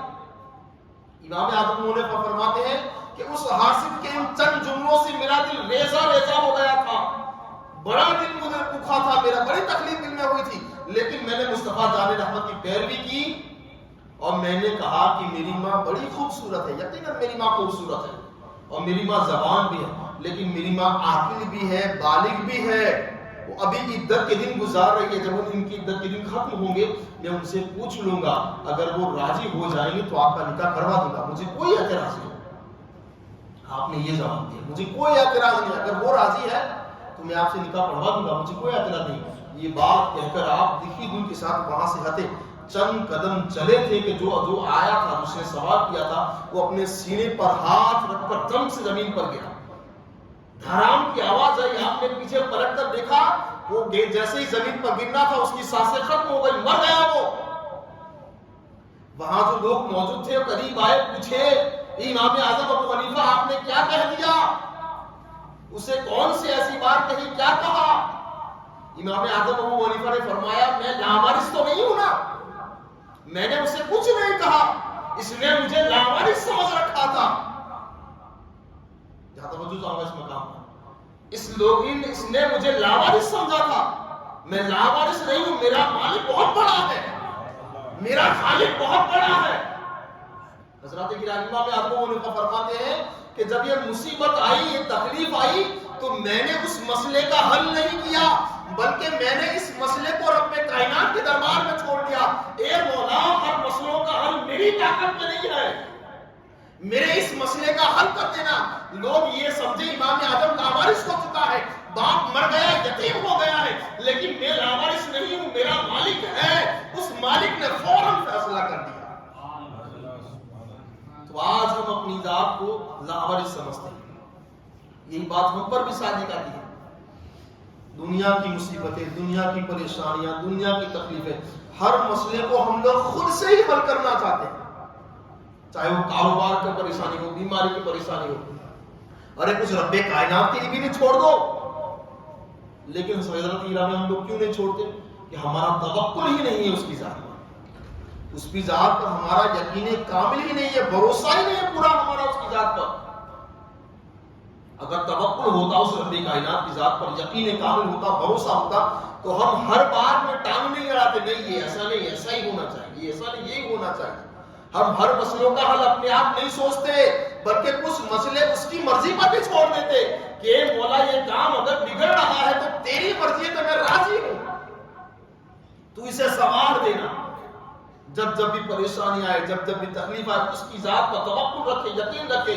हर बार का फैसला करना अपने ऊपर लाजिम न समझे, बल्कि कुछ फैसले उसके लिए भी छोड़ दे कि ए मालिक, ए मेरे खालिक, तू ही सब कुछ करने वाला है, ये मेरा फैसला मैं तेरे दरबार में सौंपता हूं, इसका हल निकाल देना। यकीनन उसके दरबार से जो फैसला आएगा वो तुम्हारे हक में आएगा, वो तुम्हारे लिए बेहतर बनकर आएगा। हजरत इमाम आजम अबू हनीफा ने हमें दर्स दिया कि जब भी अपनी जिंदगी गुजारो तो सुन्नत रसूल पर गुजारो। तुम पर बड़ी सी बड़ी मुसीबत आए, या तुम्हें कोई सताने वाला मिल जाए, या तुम्हें बुरा भला कहने वाला मिल जाए, तुम्हें गाली गलौज करने वाला मिल जाए, रास्ते में पत्थर मारने वाला मिल जाए, तो पत्थर का जवाब ईंट से न दो, बल्कि खामोश हो जाओ और वहां सुन्नत रसूल का मुजाहिरा करो और रसूल पर भरोसा रखो, उसकी जात के हवाले कर दो कि ए रब्बे काबा, मैं बुरा भला हूं, लोग मुझे बुरा भला कहते हैं, लेकिन इसका बदला मैं नहीं ले सकता, तू ही मेरा बदला लेना। यकीनन खालिक के कायनात के दरबार में जब ये फैसला सौंपोगे ना, रब्बे कायनात उसके फैसले का जवाब फौरन तुम्हें अता फरमाएगा। शर्त यह कि उसकी जात पर तवक्कुल रखा जाए, उसकी जात पर भरोसा रखा है, जो हमारे इमामों ने करके बताया, जो हमारे इमामों ने रख के बताया। हजरत गिरामी सरकारी इमाम आजम अबू हनीफा की जिंदगी मुकद्दसा के बेशुमार पहलू है, आपकी सीरत मुकद्दसा में बेशुमार करामतें हैं, बेशुमार ऐसे इल्म फज़ल के वाक़ियात हैं। हज़रत इमाम आज़म अबू हनीफा की मुक़द्दस ज़ात वो है, आपके दरबार में एक जमात जिसे दहरिया कहा जाता है, जैसे है ना कादियानी है, राबजी है, इस तरह एक दहरिया फ़िरका है। उन लोगों का काम क्या है? वो लोग क्या करते हैं? वो खालिक के कायनात की ज़ात को मानते ही नहीं है, वो रब्बे काबा की ज़ात का ही माज़अल्लाह इनकार करते कि भाई रब खालिक के कायनात की कोई ज़ात ही नहीं है। इंसान, जानवर, हर चीज खुद ब खुद अपनी ताकत से पैदा होती है, वो अपनी ताकत से खत्म होकर हो जाती है।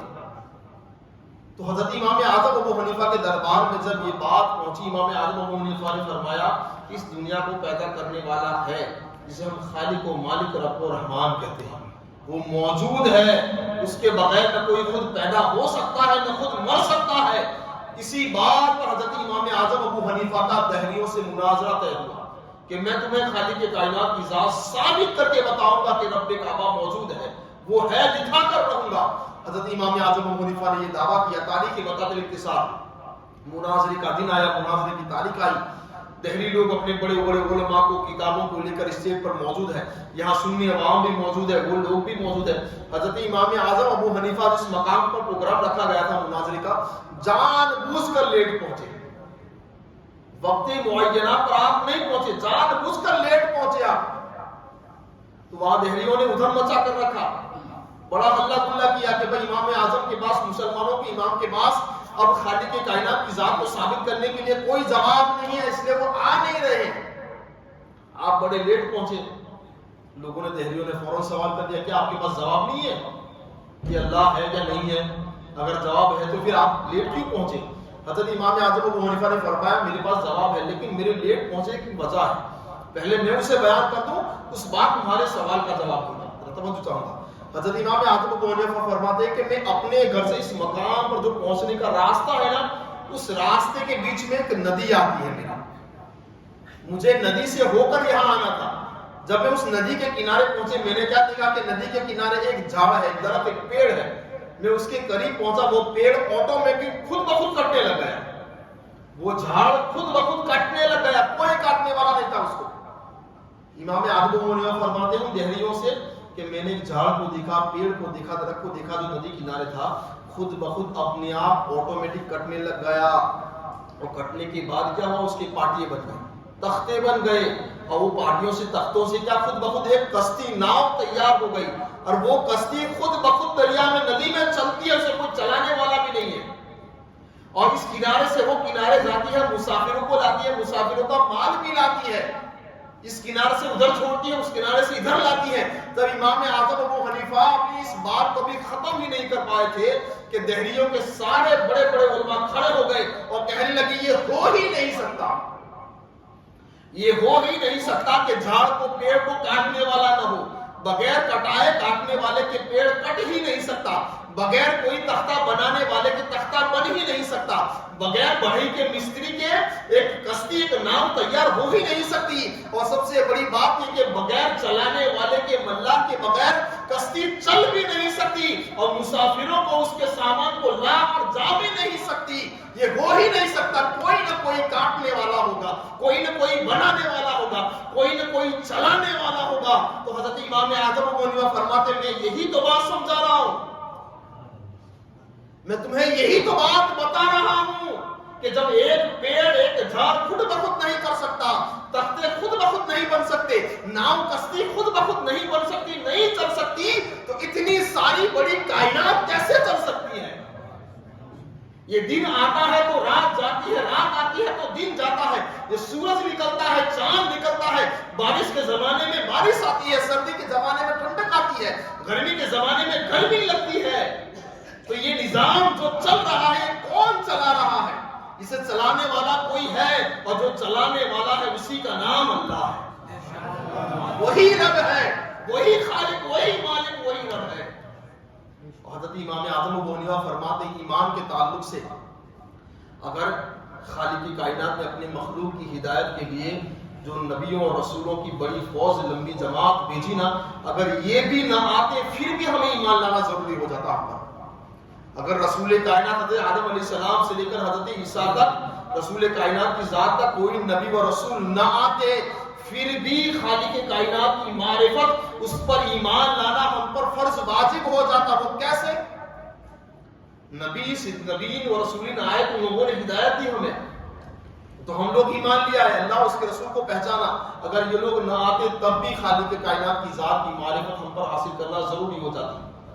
انہوں نے حضرت امام اعظم ابو حنیفہ نے مثال دی، گلاب کے پھول کی مثال دی کہ یہ گلاب کو دیکھو، اسے پیدا کرنے والا کوئی ہے، ایک چھوٹے سے پیڑ پہ پیدا ہوتا ہے، اس میں لال رنگ بھرنے والا کوئی ہے، اور رنگ کے بعد اس میں خوشبو پیدا کرنے والا کوئی ہے۔ تو یہ چیز جو پروسیس ہے پوری، اسے پیدا کرنے والا، اس میں لال رنگ دینے والا، اس میں خوشبو دینے والا، ان تمام قدرت ہائے نعمت کو بھی دیکھ کر تمہیں ایمان لانا ہوگا کہ اسے بنانے والا کوئی ہے، جو ہے وہی اللہ ہے۔ ایسی بے شمار مثالیں۔ حضرت امام اعظم ابو حنیفہ ایک مرتبہ مدینہ منورہ جب تشریف لے گئے، مدینہ منورہ کے لوگوں نے دیکھا کہ حضرت امام اعظم ابو حنیفہ آئے ہیں، آپ وقت کے عظیم فقہا تھے، بڑے علماء کے امام تھے، آپ امام المسلمین تھے۔ آپ مدینہ منورہ کے لوگوں نے کہا کہ کوفہ کے رہنے والوں نے آپ سے بڑا علم حاصل کیا ہے، اب ہم آپ سے علم حاصل کریں گے، آپ کو جانے نہیں دیں گے، آپ کو یہی رہنا ہے، اور ہمیں بھی علم حدیث کرنا ہے، ہم بھی آپ سے علم حاصل کریں گے۔ تاریخ بتاتی ہے مسجد نبوی میں درسگاہ لگائی گئی، مدینے کے لوگ آتے گئے، آپ سے علم پڑھتے گئے۔ ایک دن ہوا، 2 دن ہوا، 3 دن ہوا، 4 دن ہوئے، مسلسل 40 دن گزر گئے۔ امام اعظم مدینہ منورہ میں مسجد میں پڑھاتے پڑھاتے 40 دن گزر گئے. جب 40واں دن آیات امام اعظم ابو حنیفہ مسجد نبی میں جو درس لگائی تھی وہاں سے چھوڑ کر بھاگے کہ مجھے اب جانے دو, مجھے یہاں سے جانے دو. لوگ پیچھے دوڑے مدینے کے لوگ کہ ابھی ہم باقی ہیں, ابھی ہم ہم نے نہیں پڑھا. آپ حدود حرم مدینہ منورہ سے باہر تک نہیں پہنچے, آپ بھاگتے رہے مدینہ کے سارے لوگ پیچھے بھاگتے رہے. وہاں جب مدینہ منورہ کی حد سے آپ باہر نکل گئے تو آپ رک گئے. تو لوگوں نے پوچھا کہ بھئی مدینہ منورہ کی حد سے باہر نکل کر رکنے کا سبب کیا ہے, وہاں سے کیوں بھاگ کر آئے اور یہاں رکنے کا سبب کیا ہے؟ حضرت امام اعظم ابو حنیفہ فرماتے ہیں یہ شہر رسول کا ادب ہے, یہ شہر رسول کی تعظیم ہے کہ یہ بھاگنا بھی اور رکنا کوئی تعظیم ہے, کوئی ادب ہے. حضرت امام اعظم ابو حنیفہ فرماتے ہیں کہ میں 40 دن سے مدینہ منورہ میں تھا اور میں نے اس شہر رسول کی تعظیم یہ کہ 40 دن سے نہ میں نے پیشاب کیا ہے نہ پخانہ کیا ہے. یہ بشری حاجت میں نے 40 دن سے روک کر رکھی ہے. یہ ہماری امام کا تقوی و طہارت مدینہ منورہ کی تعظیم کہ جس مقام پر رسول کائنات آرام فرما ہو اس شہر میں کبھی نہ پیشاب کر سکتا ہوں نہ پاخانہ کر سکتا ہوں. اب یہ بشری حاجتیں میری طاقت سے باہر ہو رہی تھی, اب مجھے اسے روک نہیں سکتا تھا, کنٹرول نہیں کر سکتا تھا, اب میری طاقت سے باہر ہو رہی تھی, اس لیے میں دوڑ کر مدینے سے باہر آیا ہوں. تو جو شہر رسول کا اتنا تعظیم کرنے والے ہو انہوں نے رسول کائنات کی ذات کی کتنی تعظیم کی ہوگی, رسول کائنات سے کیسی محبت فرمائی ہوگی, رسول کائنات کے احکامات پر کیسی عمل کی ہوگی. ایک مرتبہ خود پاک پڑھ اللہ صلی اللہ علیہ وسلم سیدنا مولانا محمد و علی آلہ سیدنا محمد و بارک وسلم الصلاۃ والسلام علیک یا رسول اللہ صلی اللہ تعالی علیہ وسلم. حضرات گرامی, اپنے معمول کے مطابق اپنی بات کو ختم کرو اختصار کے ساتھ, کچھ نصیحت کی باتیں بھی کہتا چلوں. چند ہی دنوں کے بعد مقدس مہینہ وہاں ہمارے مابین تشریف لانے والا ہے. اس مقدس مہینے کا ہمیں اہتمام کرنا ہے. آپ یقیناً نمازوں کی پابندی کرتے ہوں گے, لیکن اب کے بعد اور اچھی پابندی کریں نمازوں کی, اور بالخصوص جماعت کی تاکید رکھیں, جماعت کے ساتھ نمازوں کو ادا کریں. اس لیے کہ خالق کے کائنات کے دربار کے اگر کوئی پسندیدہ چہیتا کوئی عبادت ہے تو وہ نماز ہے. ہمارے بزرگان دین جن کا بھی آپ نے ذکر سنا, جن کے تعلق سے آپ جانتے ہیں, جتنوں کو بھی آپ جانتے پہچانتے ہیں, جو بزرگان دین آرام فرمائے, کبھی ان کے تعلق سے کسی کے بھی تعلق سے آپ نے یہ سنا کہ ان لوگوں نے فرض نماز کو چھوڑ دی ہو اور ولایت مل گئی ہو؟ کبھی سنا آپ نے؟ سرکار غوث پاک ہو, سرکار غریب نواز ہو, آج ان کا ذکر کیے بیٹھے ہیں حضرت امام اعظم ابو حنیفہ کی ذات یہ ہے کہ آپ ہر رات میں 2000 رکعت نماز فرماتے ہیں. ایک رات میں 2000 رکعت نفل ادا فرماتے ہیں, ایک رات میں. تو ہماری اماموں نے, ہمارے بزرگوں نے تو ہمیشہ نماز میں ہی زندگی گزارتے ہیں, ہمیشہ نماز میں ہی لگے رہے. تو ہم پر بھی ضروری بنتا ہے کہ ہم ان کے مقلد ہیں, ان کے نقش قدم پر چلنے والے ہیں, تو کم سے کم نماز نفل نہ صحیح نماز پنجگانہ کی پابندی ضرور کریں. تو حضرات گرامی, نماز ایسی اہم عبادت ہے. پاک ہم بزرگان دین کے تعلق صوفیاء کرام کا مزاج کیا ہے؟ صوفیاء کرام نماز کو کیا سمجھتے ہیں معلوم ہے؟ نماز ہمارے پڑھنے سے ہم نہیں پڑھتے. کوئی یہ سمجھے میں بڑا پابند ہوں, 5 وقت کا نمازی ہوں, میں بڑا نماز پڑھنے والا ہوں, تو میں بتانا چاہوں گا صوفیاء کرام کا مسلک و مصرف یہ ہے, وہ یہ بات کہتے ہیں کہ ہمارے پڑھنے سے نماز نہیں ہوتی, یہ اس کا فضل جانو کہ اس نے تمہیں توفیق دے دی ہے. ہمارے چاہنے سے ہم نماز نہیں پڑھتے, ہمارے چاہنے سے ہم لوگ نمازی نہیں بن گئے, بلکہ یہ اس کی مہربانی جانو کہ اس نے اس کے دربار میں ہمیں یہ سر جھکانے کا موقع دے دیا, اس نے ہمیں یہ توفیق دے دی ہے. میں اکثر جمعہ میں اکثر میں کہتا رہتا ہوں, حضرات گرامی, جب خالق کے کائنات ناراض ہوتا ہے نا تو آسمان سے بارش گرنا بند نہیں کر دیتا ہمارے گھر پر, ہمارے دروازے پر, ہمارے آنگن میں. یہ سورج کو نہیں کہتا کہ اس کے گھر پہ دھوپ مت بھیجنا, یہ ہماری آنکھوں کی روشنی نہیں کھینچتا, یہ ہماری زبان کو بولنا بند نہیں کرواتا, یہ ہمارے کانوں سے سننا بند نہیں کرواتا, ہماری روزی روٹی بند نہیں کرتا, بلکہ خدا جب ناراض ہوتا ہے تو کیا بند کرتا ہے معلوم ہے؟ وہ سجدوں کی توفیق چھین لیتا ہے. خدا جب ہم سے ناراض ہوتا ہے تو وہ سجدوں کی توفیق چھین لیتا ہے. اب یہ سمجھ لینا, جن لوگوں کے پاس سجدوں کی توفیق ہے, جو نماز پنجگانہ ادا کرنے آتے ہیں, ان سے خالق کائنات راضی ہے, اور جن سے سجدوں کی توفیق چھین گئی ہے وہ سمجھ لینا ان سے ناراض ہو چکا ہے. رب ان سے ناراض ہو چکا ہے. خالق کائنات نے ہمیں موقع عطا فرمایا. حضرت بایت کوستانی کے محلے میں نوجوان کا وصال ہو گیا. لوگوں نے آپ کو خبر دی, جنازے کا تیار کیا گیا, جنازے میں آپ شامل ہوئے, نماز جنازہ ادا کی اور قبرستان پہنچے, تدفین ہوئی. تمام لوگ اس نوجوان کی قبر میں دفن میت کو دفن کرنے کے بعد رخصت ہو رہے تھے قبرستان سے. حضرت بایت کوستانی اسی قبر پر کھڑے کے کھڑے رہ گئے, وہیں کھڑے رہ گئے. سارے لوگ جب قبرستان سے باہر نکل گئے تو آپ نے سارے لوگوں کو آواز دی, قریب آؤ قریب آؤ قریب آؤ. لوگ کیا سمجھے کہ وہ نوجوان ہو سکتا ہے, کیا زندہ ہو گیا کیا دوسری مرتبہ, وہ قبر سے باہر نکل گیا کیا. تو سارے لوگ جتنے جو گئے تھے واپس دوڑے آئے. اس بار حضرت بایت کوستانی سے پوچھا, حضور والا کیا ہوا, کیوں آپ نے آواز دی, کیوں بلایا ہمیں واپس اس قبر پر. تو حضرت بایت کوستانی نے ان لوگوں سے کہا کہ خالق کائنات اگر اسے دوسری مرتبہ زندگی دے دے تو سب سے پہلا کون سا ہی کام کرے گا. تو سارے لوگوں نے مل کے کہا سب سے پہلے عبادت کرے گا, یہ سجدہ کرے گا. اگر کسی کو دوسری مرتبہ چانس دیا جائے تو وہ کیا کرے گا. حضرت بایت کوستانی نے پوچھا اس نوجوان کو چانس دیا جائے, چند لمحوں کی زندگی, چند سالوں کی زندگی دی جائے تو وہ کیا کرے گا. سب لوگوں نے ایک زبان ہو کر کہا کہ یہ سجدے کرے گا. تو حضرت بایت کوستانی فرماتے ہیں اس کے پاس تو چانس نہیں ہے لیکن تمہارے پاس تو ہے. وہ چانس ہمارے پاس تو ہے نا. ہمارے گھر سے ہمارے خیس و اقارب, رشتے دار, محلے والے, اڑوس پڑوس والے, ہزاروں کو ہم اپنے کندھوں پر جا کر سلا کر آئے ہیں. ان میں بھی نمازی بھی تھے, نماز پڑھنے والے تھے. جو پڑھ کر گئے وہ تو ہے آرام سے, لیکن جو بغیر بے نمازوں کے گئے. آپ نے اپنے دوستوں میں کچھ لوگوں کو اچھی طریقے سے جانتے ہو گیا, رشتے داروں میں اچھی طریقے سے جانتے ہو کہ محلے والوں کے تمام لوگوں کے حال ہمیں موجود ہوتے ہیں. اکثر لوگوں کو ہم جانتے ہیں کہ بھئی کتنے پانی میں تیر سکتا ہے. ایسے کئی لوگوں کے احوال آپ کے سامنے ہوں گے جن کو آپ قبرستان میں چھوڑ کر آئے. تو ان لوگوں کی ذات ہمارے لیے درس عبرت ہے کہ انہیں موقع نہیں ملا, وہ موقع ہمارے پاس ہے. وہ موقع ہمارے پاس ہے. زندگی جو دن گزر گئے وہ گزر گئے. رب کعبہ کے دربار سے ان تمام گزرے ہوئے زندگی میں جو گناہ کیے اس کی معافی مانگے, توبہ کریں. وہ آج سے خالق کائنات کے دربار میں سر جھکانا شروع کر دے. اس رب کعبہ کے سامنے اپنے گردن کو جھکا دے. جس دن آپ اپنے آپ کو جھکا دو گے خالق کائنات دنیا بھی سنوارے گا, آخرت بھی سنوارے گا. ذرا آخری بات, سبھی معراج رسول کائنات کے دربار میں پہنچے تو رسول کائنات کو خالق کائنات نے بے شمار نعمت عطا فرمائی. انا اعطیناک الکوثر, تمہیں سارے خزانے عطا کر دیے جائیں گے. یہ محبوب اتنا عطا کریں گے, اتنا عطا کریں گے کہ آپ ان سے راضی ہو جاؤ گے. اتنا عطا کیا جائے گا.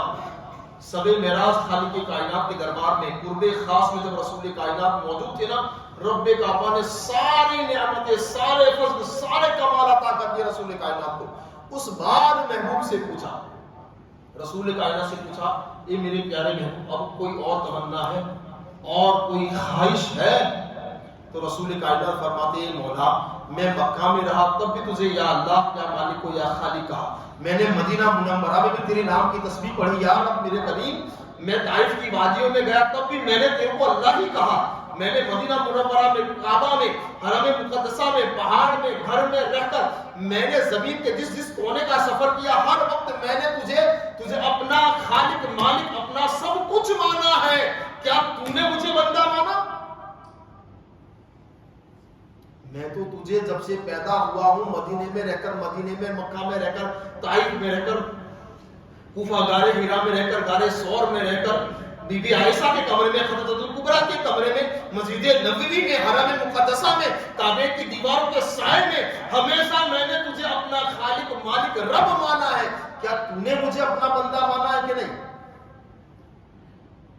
تب خالق کائنات نے فرمایا, اے میرے پیارے محبوب جب تو مجھے رب مانتا ہے تو میں بھی تجھے اپنا بندہ مانتا ہوں. اس لیے سفر معراج میں خالق کائنات نے فرمایا سبحان الذی اسری بعبدہ فرمایا گیا, بندہ کہہ کر رسول یاد کو یاد فرمایا گیا. رسول کائنات کو صحابہ نے وجہ پوچھی کہ رسول کائنات آپ بندہ کیوں بنے, بندے کی وجہ کیا ہے؟ رسول کائنات نے فرمایا کہ مجھے بندہ بننا رب کی بارگاہ میں سب سے زیادہ پسندیدہ ہے. تو سوال یہ پیدا ہوتا ہے جب سے ہم سمجھدار ہوئے ہیں, اس خالق کو, مالک کو, اپنا رب, رحمان, رحیم سب کچھ مانتے ہیں, اسے سب کچھ رب, سب کچھ مانتے ہیں, ہزاروں مرتبہ رب کہنے کے لیے تیار ہے, لیکن اس کے دربار میں, اس کے رجسٹر میں تمہیں بندہ لکھا گیا کہ نہیں لکھا گیا؟ اس کی گارنٹی آپ کے پاس, اس کا پروف ہے آپ کے پاس. اسے تو آپ نے رب مان لیا لیکن کیا اس نے تمہیں بندہ مانا ہے؟ اس کا پروف چاہتے ہو تو اس مسجد کے دروازے کو تھام لو. جس دن مسجد کا دروازہ مضبوطی سے تمہارے ہاتھ میں آ گیا، پابند بن گئے، سمجھ لینا وہ تم سے راضی ہو گیا، سجدوں کی توفیق دی، اور اسی بندے کو سجدوں کی توفیق دیتا ہے جسے اپنا بندہ مان لیتا ہے. اسی بندے کو سجدوں کی توفیق دیتا ہے خالق کائنات جسے اپنا بندہ مان لیتا ہے. تو یہ چند باتیں تھی جو میں نے آپ کے سامنے رکھی. استغفر اللہ ربی من کل ذنب واتوب الیہ. السلام علیکم ورحمۃ اللہ وبرکاتہ.